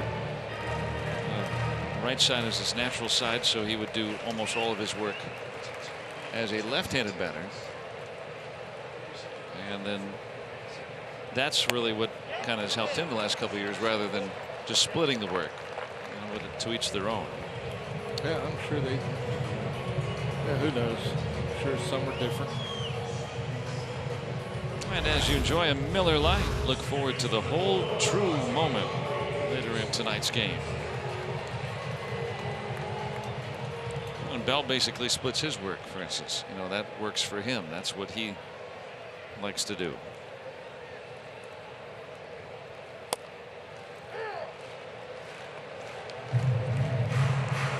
And Albies, and some hitters are better hitters from one side of the plate or the other. Albies hitting about 100 points higher as a right-handed batter.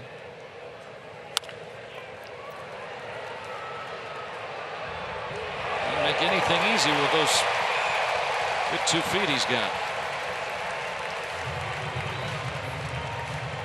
Infield hit. Anytime you see it, it's like Marte. We talk about Starling Marte, how quickly he gets out of the box when he hits a ball out over the plate. All your momentum's going towards first when you're making contact, so you're out of the box quickly. It's almost like you're across home plate immediately after you make contact. So no time to waste.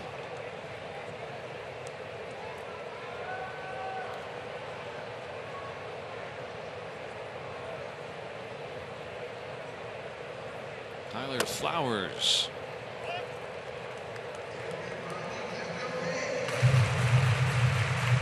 Moran made a nice play to get him after replay overturned it.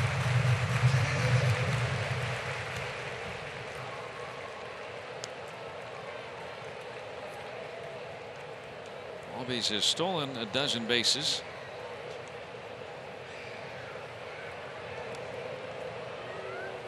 When you're having a hard time scoring in this kind of situation, even though there's 1 out, do you ever try to, if you're a base stealer, you try to get more aggressive maybe and move into scoring position, or you wait till there's 2 outs? It's always depending on the pitcher that you're up against. I mean, if you're up there and there's, say, a lefty with no move, I doubt that Albies knows much about Brault's move, so you're not going anywhere until you have that figured out. If it's a right-handed pitcher and he's slow to the plate, there's no sense if you're a base stealer waiting around. If a guy's quick to the plate, that pretty much stops you. You might take a risk with 2 outs, but less than 2 outs, probably not.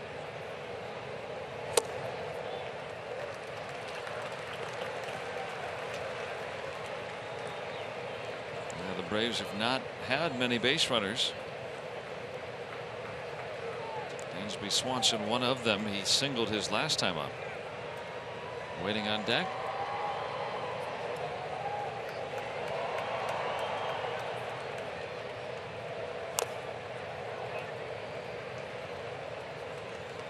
Saw Brault come from down 3-0 last inning and get an out.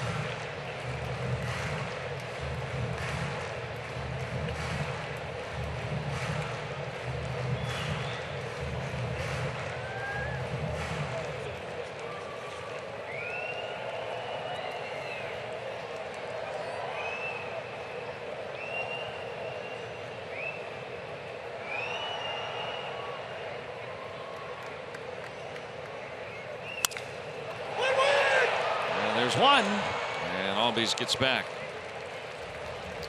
Yeah, nice job of coming back, being aggressive. Here, hit it if you can. Brault, he was behind Freddie Freeman 3-0 and came right at him. Got him to pop up.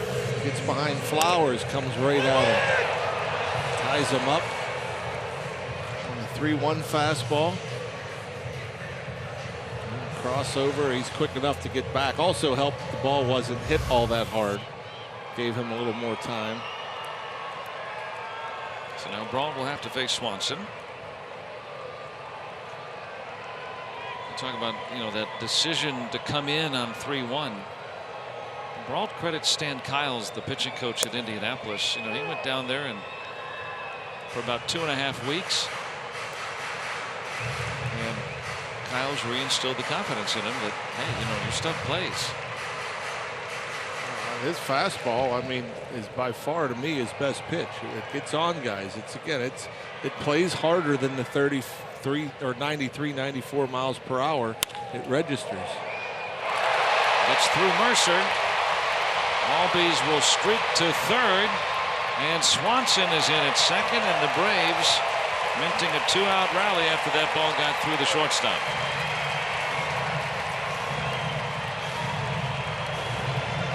Should have ended the inning. Well, this ball's scalded. This ball here at 104 miles per hour and is tougher than it looks. It's a 2-hopper. The second hop's on the way up. Ties Jordy up. Comes up, looks like got the heel of his glove. Somehow, I don't know how that happened, where Swanson ends up coming all the way around first and gets into second. That's a bit of a shocker for me.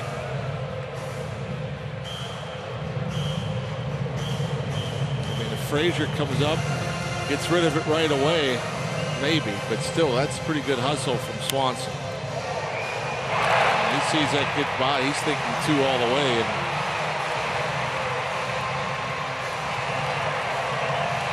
impressive. And with 2 outs, that's critical play after the error by Mercer. And Ray Searage had come out. Brings up the pitcher spot, so they'll go with Adam Duvall, longtime Red. Just 4 for 38 since joining the Braves, and he's got 2 in scoring position.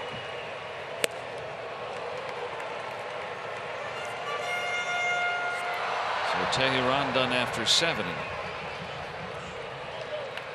They'll either get a no decision or the Braves trying to take the lead here with the pronounced shift on.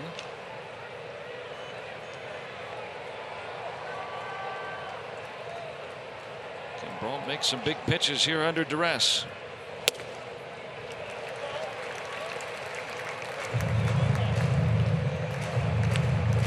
Pirates have Dovydas Neverovskis to get up.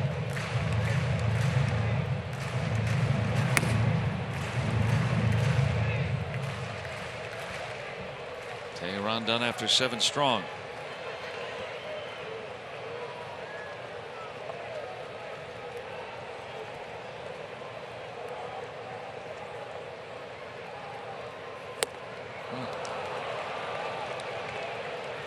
That's by him.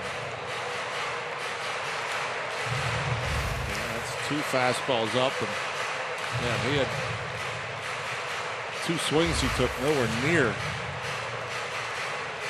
contact. And that ball is just about through the hitting zone as he's starting that swing. That showed up at 95 too from Brault. Second and third with 2 outs. And Brault strikes out Duvall looking. They brought up the pinch hitter to drive him in. Instead he'll grab some pine. Stephen Brault looking fine.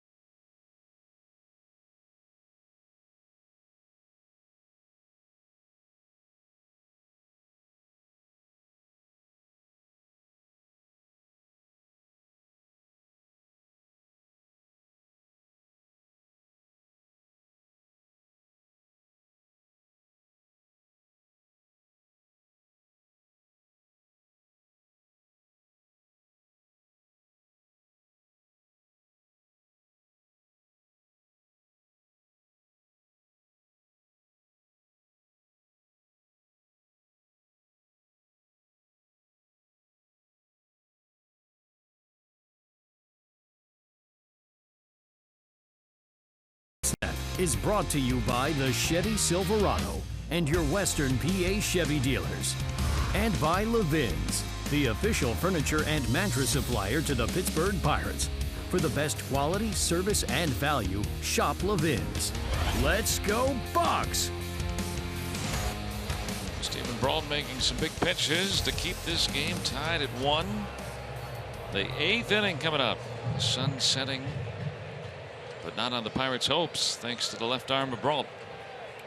Yeah, good stuff. A couple of ground balls. Could have been a much shorter inning for him, but picked up his teammate by blowing it by Duvall, who's having a hard time here in Atlanta. Now Mercer, who made an extraordinary play earlier. An error that set up a situation for the Braves, but they got out of it. Well, the play on the air is a tough play. I mean, that again, that ball was scalding and come up on him. You know, the base hit is the play that I think Jordy said he would have charged it, and probably would have thrown Albies out as Winkler comes in, the righty, holds opponents to a 200 average. He has 67 strikeouts and 55 and 2/3 innings.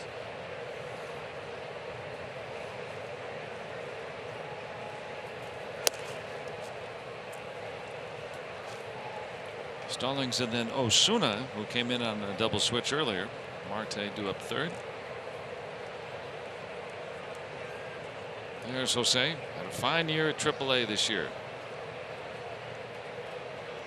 Playing a lot of third base.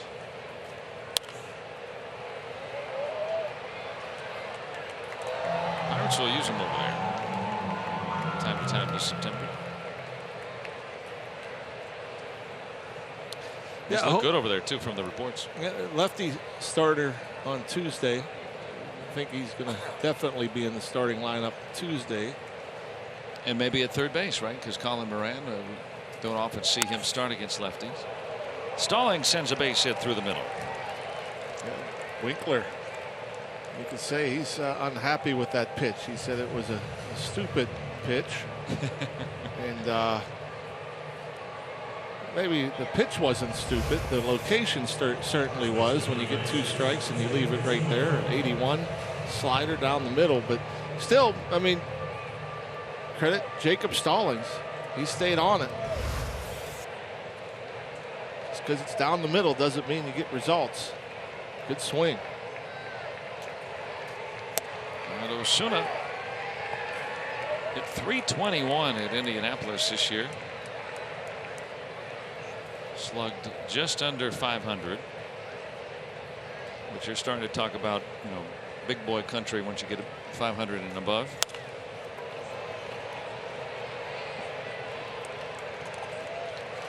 There's one out.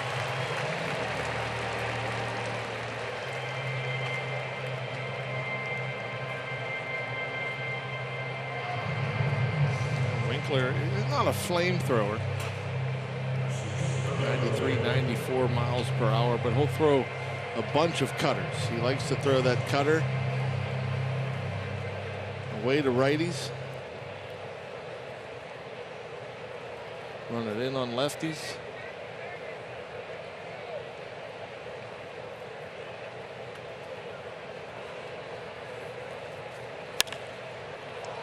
To deep right. Kikas has another.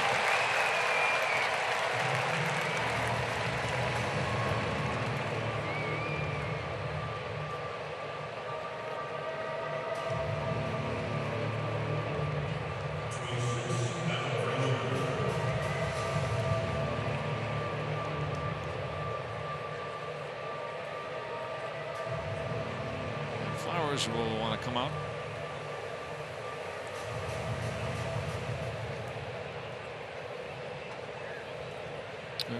Probably discussing how they've had success against Adam Frazier.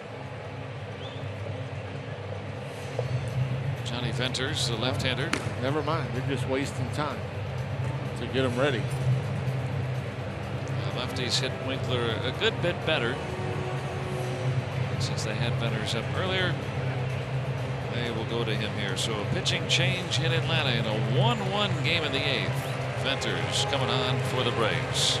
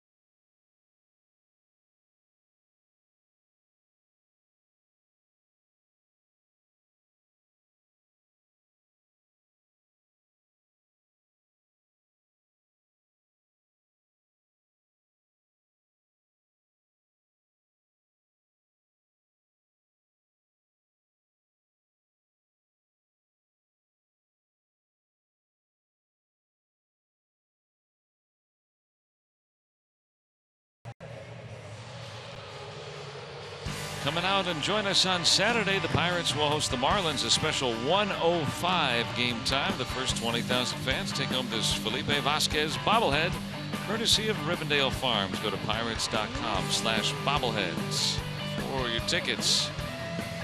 And that's going to be a heck of a sports day on the North Shore with Pitt playing Penn State football that night.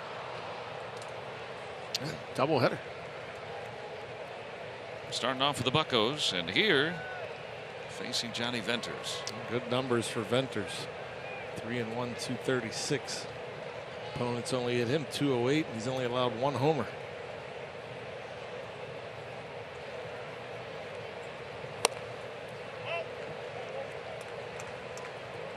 Adam Frazier, the best left-handed batter active today and hitting left-handed pitching. 328 in his career.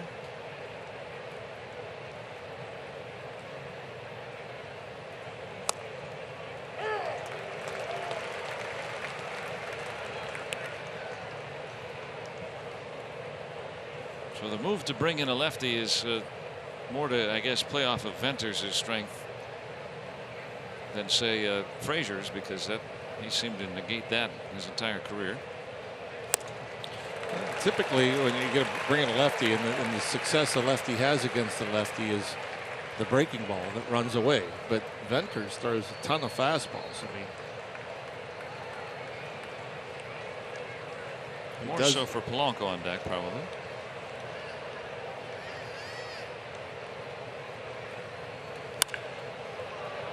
Hard on the ground to Swanson, and everyone's going to be safe.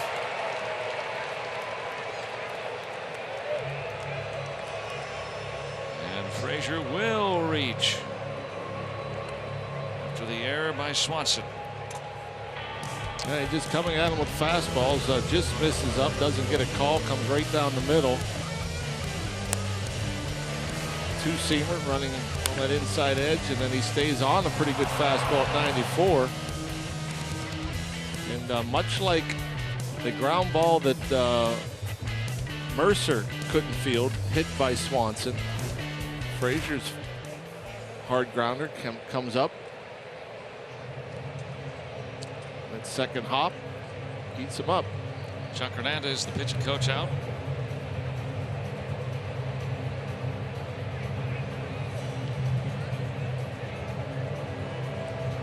So both teams in their last times at bat putting together two men on after a two-out error by the shortstop. Brad Brock getting up in a hurry. With the pitcher spot due up next. Pirates have both a left-handed option in Dickerson if it gets there, or a slew of righties. But first, Polanco, who has walked and singled, homered last night.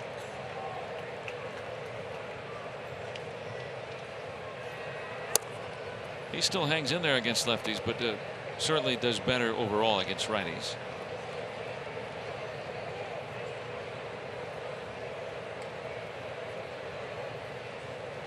Go ahead run is Stallings at second. Not fast.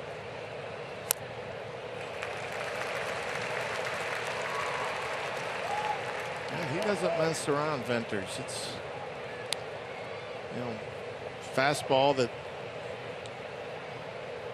has some life, some movement to it. 93, 94. You're going to see one when you go up there, righty or lefty.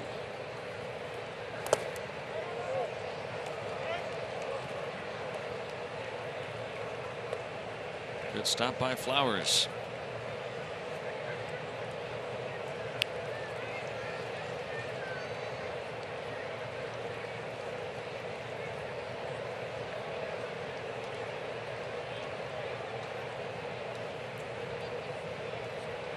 .286 with men in scoring position. He's got Stallings at second, Frazier at first. And a 3-1 count. That's a ball that Frazier anticipates very well, but he's the trailing runner right now. Yeah, spikes two fastballs in a row. Don't see that very often.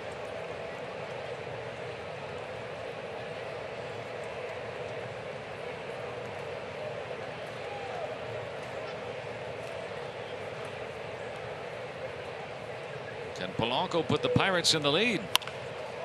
On 3-1 to Acuna. Routine play. And the Braves work around the error. Pirates leave on a pair, and it stays knotted at 1.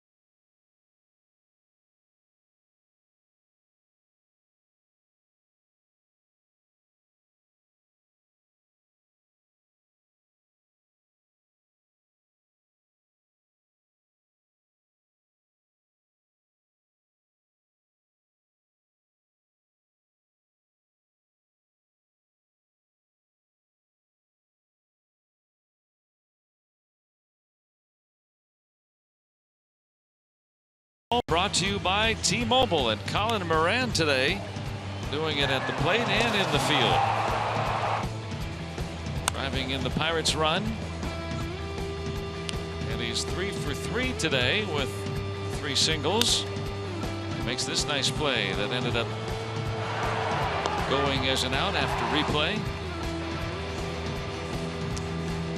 Good work. Impressive. Hit the heater, hit the slider, hit the heater. Made the plays.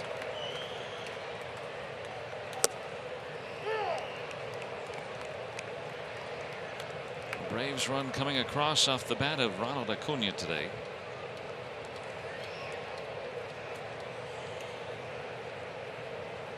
With his second pitch for a home run, and that's been it. Ball doesn't get that.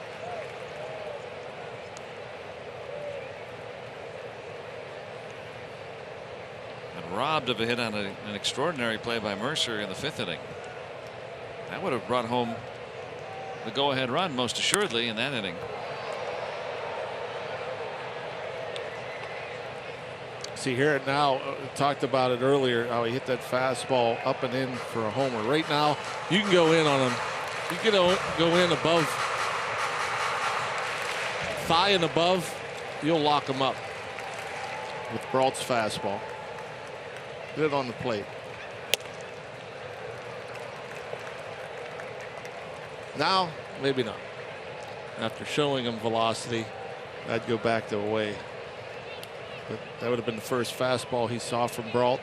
I think he could have got him on that 1-2 pitch. They're going to try to go back in there.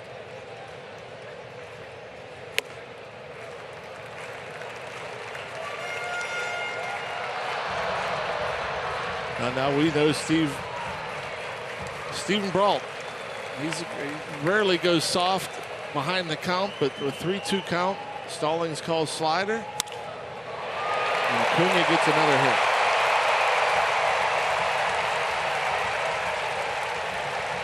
Hard to put him away tonight.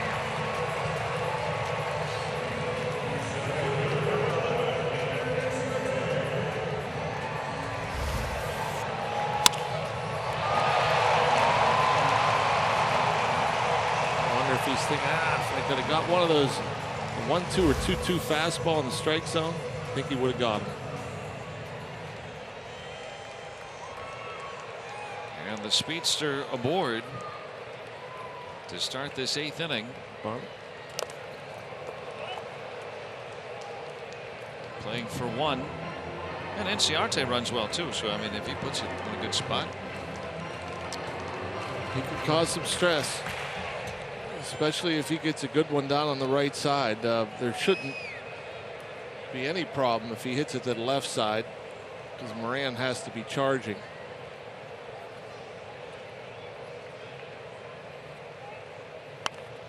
Right to Moran. So it'll go as a sacrifice. And the Braves have a speedy runner in scoring position with 1 out. The top 2 hits guys in the league to follow. Freeman and Markakis, couple of lefties. Second time Brault has seen them, and vice versa. Brault has been unscored upon since coming back up from the minors. 11+ innings. This will be a test. Tie game, 8th inning. 2 All-Stars. Got him the first time around. Yeah, and got him with fastballs.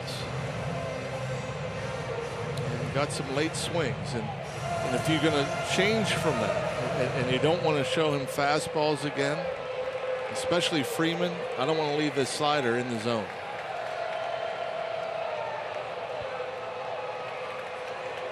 Keeping an eye on Acuna. And Freeman, just his approach to hitting. You know, any kind of slider that he sees that it's out over the plate, he's going to be on it. I like it. I like staying aggressive with him. Attack with the fastball. And just elevating it a bit. Trying to. But yeah, you see where the ball was as the bat's coming through the zone. That ball's on his back leg. That's a late. Stallings was set up way outside, and it gets by Newman. And the Braves have their first lead here in the 8th inning.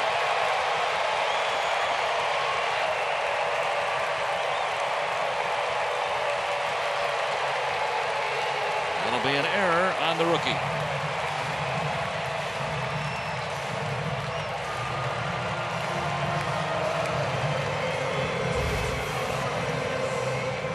This is off the end of the bat, and that's pretty routine. Again, it just comes up on him. That last hop, he comes up, gets him in the heel of the glove, squirts through.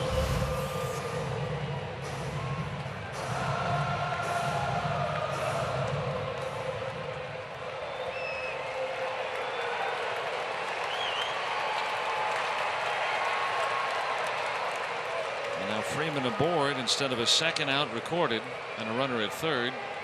The go-ahead run is in, and Nick Markakis at the plate. He's hit into 16 double plays.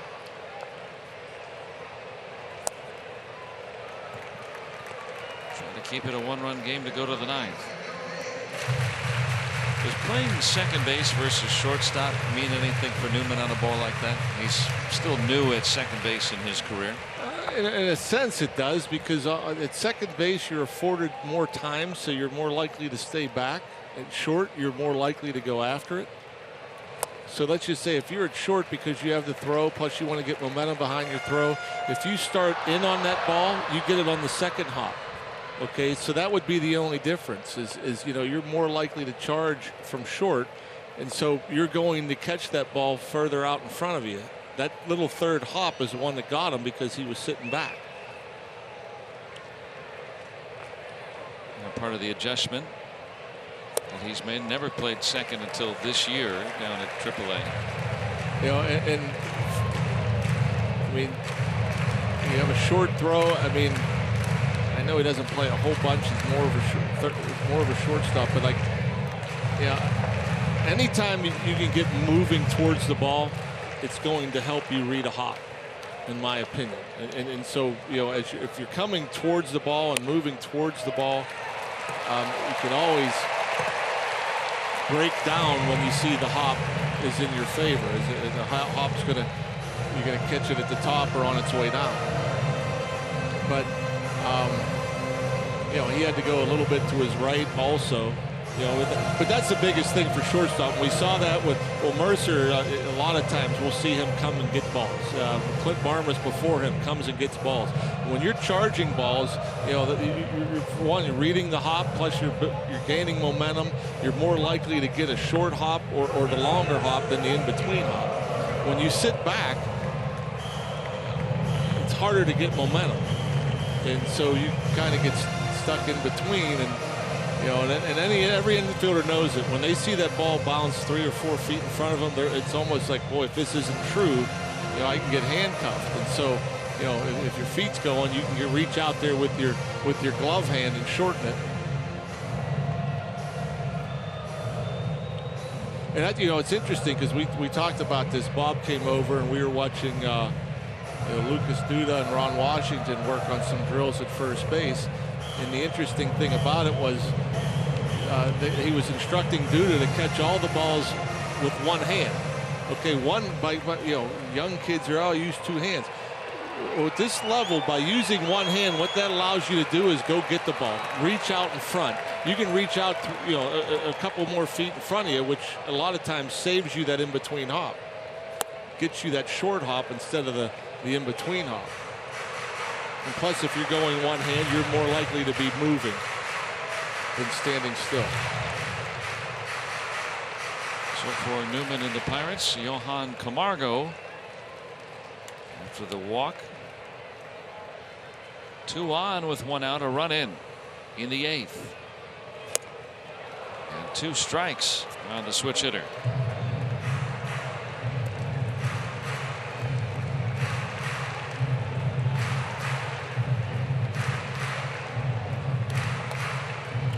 3 today.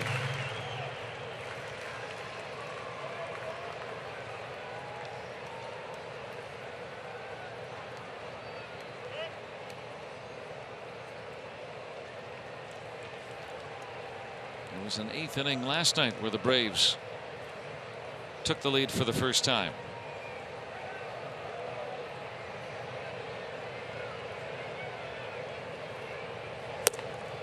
This time breaking up a tie here.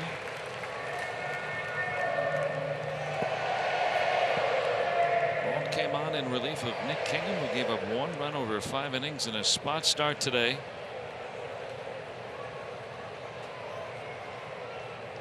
Little flare single by Acuna on a 3-2 pitch, a sacrifice. The error, a walk, and just a foul ball. 95 from Brault. Still a late swing. Even though it's the second time he's faced Brault, as Neverauskas is again going to get up.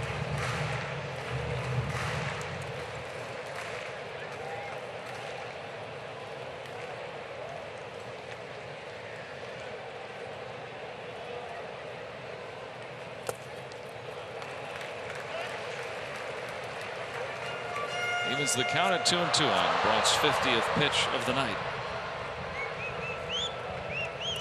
Ozzie Albies, he's on deck, and he had an infield hit off Brault last inning.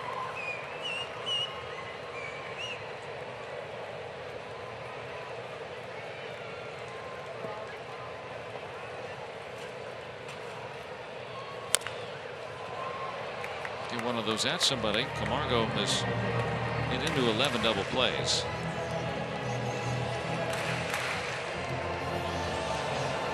I think he comes back at him with the fastball now. He's thrown a couple of breaking balls here.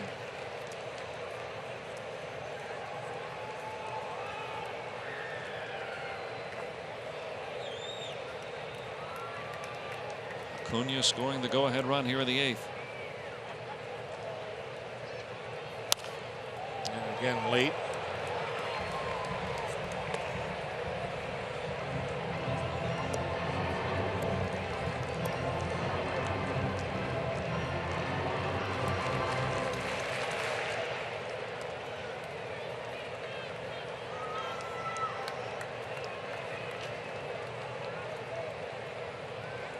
Going back in again. Let's see. Another foul. Yeah, he's not quite getting it in there. He's able to waste it. It's out over the plate. Until he shows me that he can get the barrel out, I'm not going off this fastball unless you think you can get him to chase. But I don't want to speed up his bat by throwing a breaking ball into his swing path. So a 9th pitch will be coming to Camargo with 2 on and 2 away, or 1 out, I should say. Tough to get 1 there. Everyone's going to be safe. That was hitting the right spot. That was Mercer's only play, and that was a tough one. Man, you got to give Camargo some credit. That's a pretty good at bat. Went with a changeup and threw it in a good spot, out over the plate. And good hustle, good speed. Able to get over to third and beat that throw. That's a force play. That's Freeman. Yeah, Freeman got a good jump. Thought we were going to be able to get that lead runner there, but Freeman going hard. Brault got a guy here that's tough to double. There's an out at every base.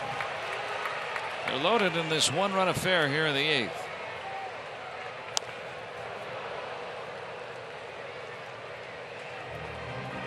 You talk about, September for a team out of contention, that, where do you get those learning experiences from? I mean,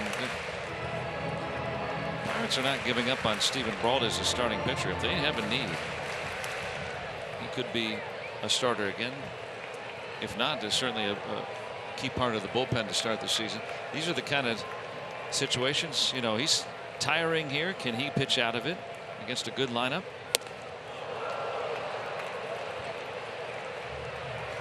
I mean, this road trip alone, he's been stretched out. 4 innings, then 3 1/3. As you see, Freeman, Markakis, Camargo around the horn. An error, a walk, and an infield hit. The only out of the inning on a sacrifice bunt by Inciarte. See if we can get a chase. Just enough on it. It'll drop in. And the Braves will have another.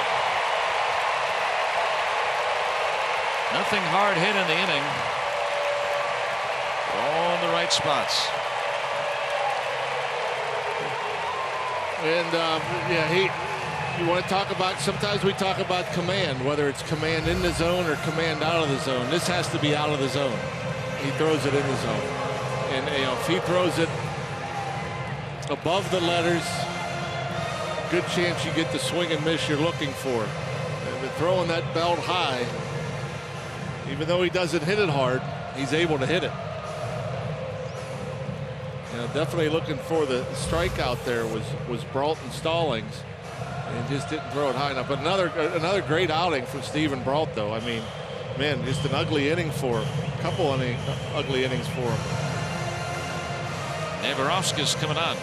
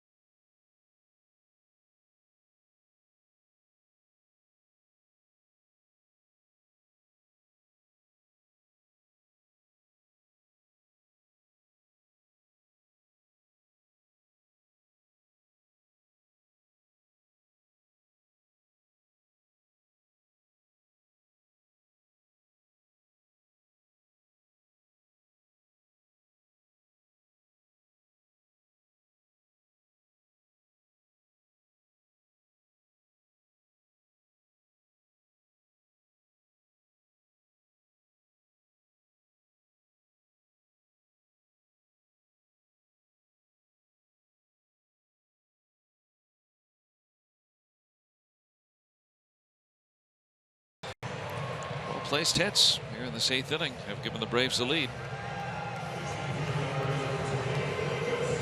Another September call-up. Dovydas Neverovskis. Hoping to inherit these 3 runners, give the Pirates a chance. Now they're down 2. If he can get a ground ball here, Flowers, the catcher, was due up, but it'll be Lucas Duda instead. Also does not run particularly well.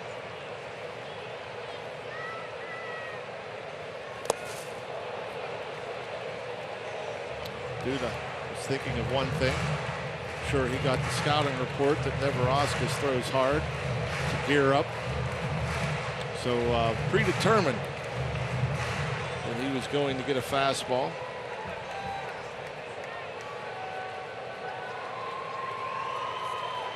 One-out error by Newman. It looked like it was a runner at third with 2 outs. He went. Bill Welke says strike 2. Yeah, once again, you're thinking velocity. Definitely offered Still thinking about getting the bat head out.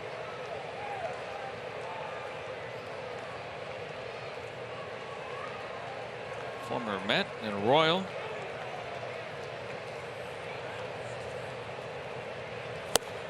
And Neverauskas strikes him out on 3 pitches. That's why pitch hitting's tough. You know, you get one crack at it, you want to be ready. And you don't want to get beat by a fastball. You want to be ready to hit a fastball, especially when you get the report that the guy can throw in the upper 90s. And then you go up there and you don't see a fastball and you get yourself out because you chase a couple breaking balls in the dirt.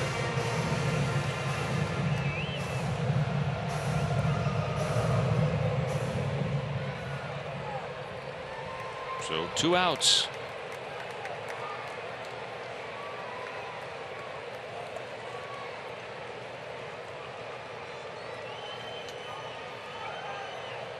Swanson has singled and reached on an error. Here comes Markakis. That was an alert job of base running and a daring maneuver.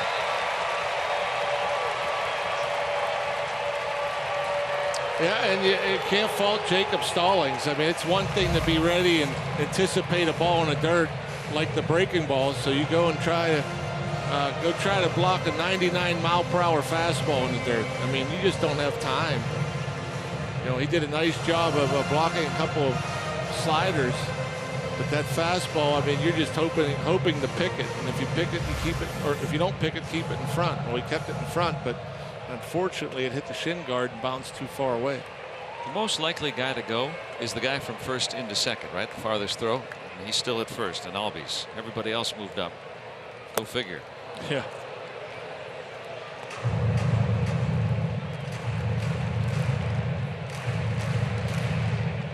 Camargo made it to third.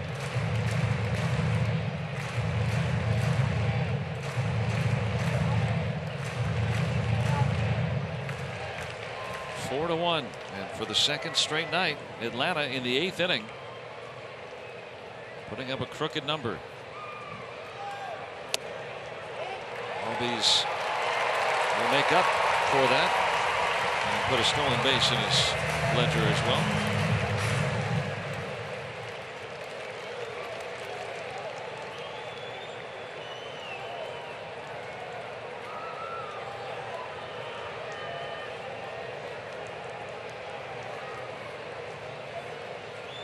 Two in scoring position now.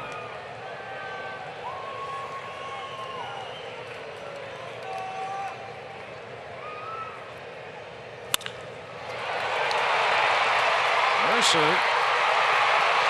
and Albies got caught overrun in the bag. That's the 3rd out for running out of the baseline. Braves pick up one more. We'll go to the 9th, 5-1 Atlanta.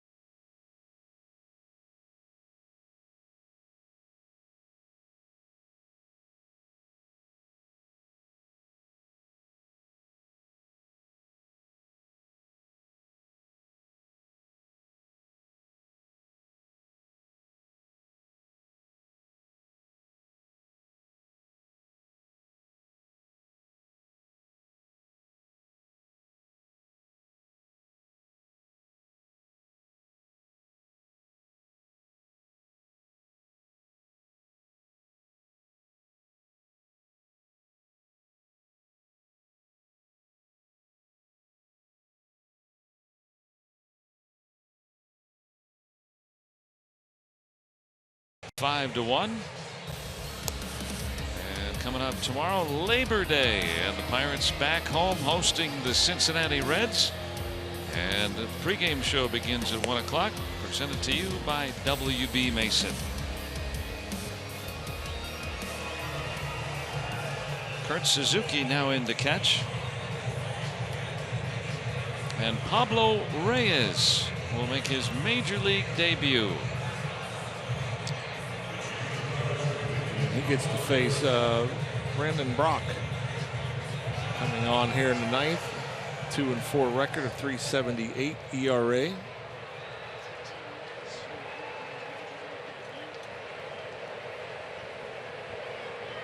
And Reyes, who was overjoyed to find out that he would get the call up for the first time, got the news at 1 in the morning from his manager Brian Esposito.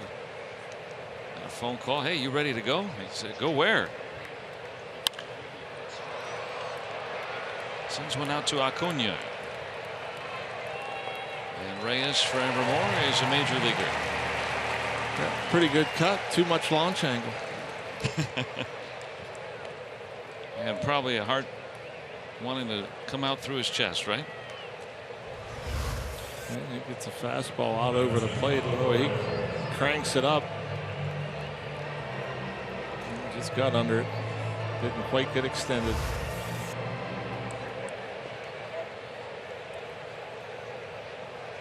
I'll try to get the heart rate back to normal. He'll be calling home to Santo Domingo tonight. Colin Moran, 3 singles.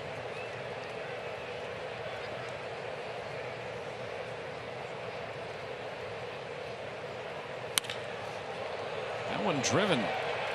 Boy, another hard hit ball. They've been the hardest ball he's hit. 104 miles per hour off the bat. But for no reward.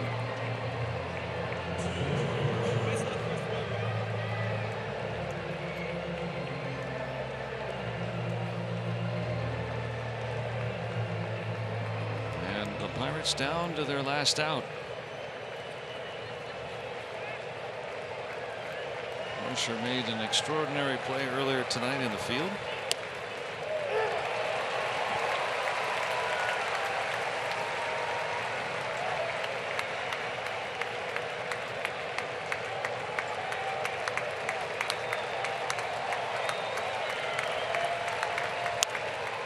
Out to left. And the Braves with another 8th inning uprising. They take care of the Pirates and come back in this series and take 2 out of 3 as they will gain a game on the Phillies, who lost today. 4-game lead now for Atlanta. Yeah, and back-to-back nights, big wins for the Braves with, like you said, 8th inning rally, an ugly 8th inning at that. It wasn't like they crushed the ball. They played a little small ball. They had the benefit of an error and some seeing eye base hits, and sometimes that's what it takes. Unfortunate, though, because the Pirates, I thought, pitched well. Didn't hit well enough, but they pitched very well, starting with Kingham and Brawl. Yeah, Kingham filling in on short notice today. 1 run over 5 innings. But Freddie Freeman and Atlanta will take 2 out of 3 here in this series. And we'll send it back to our studios. Dan Potash, Michael McHenry to talk this one over here tonight.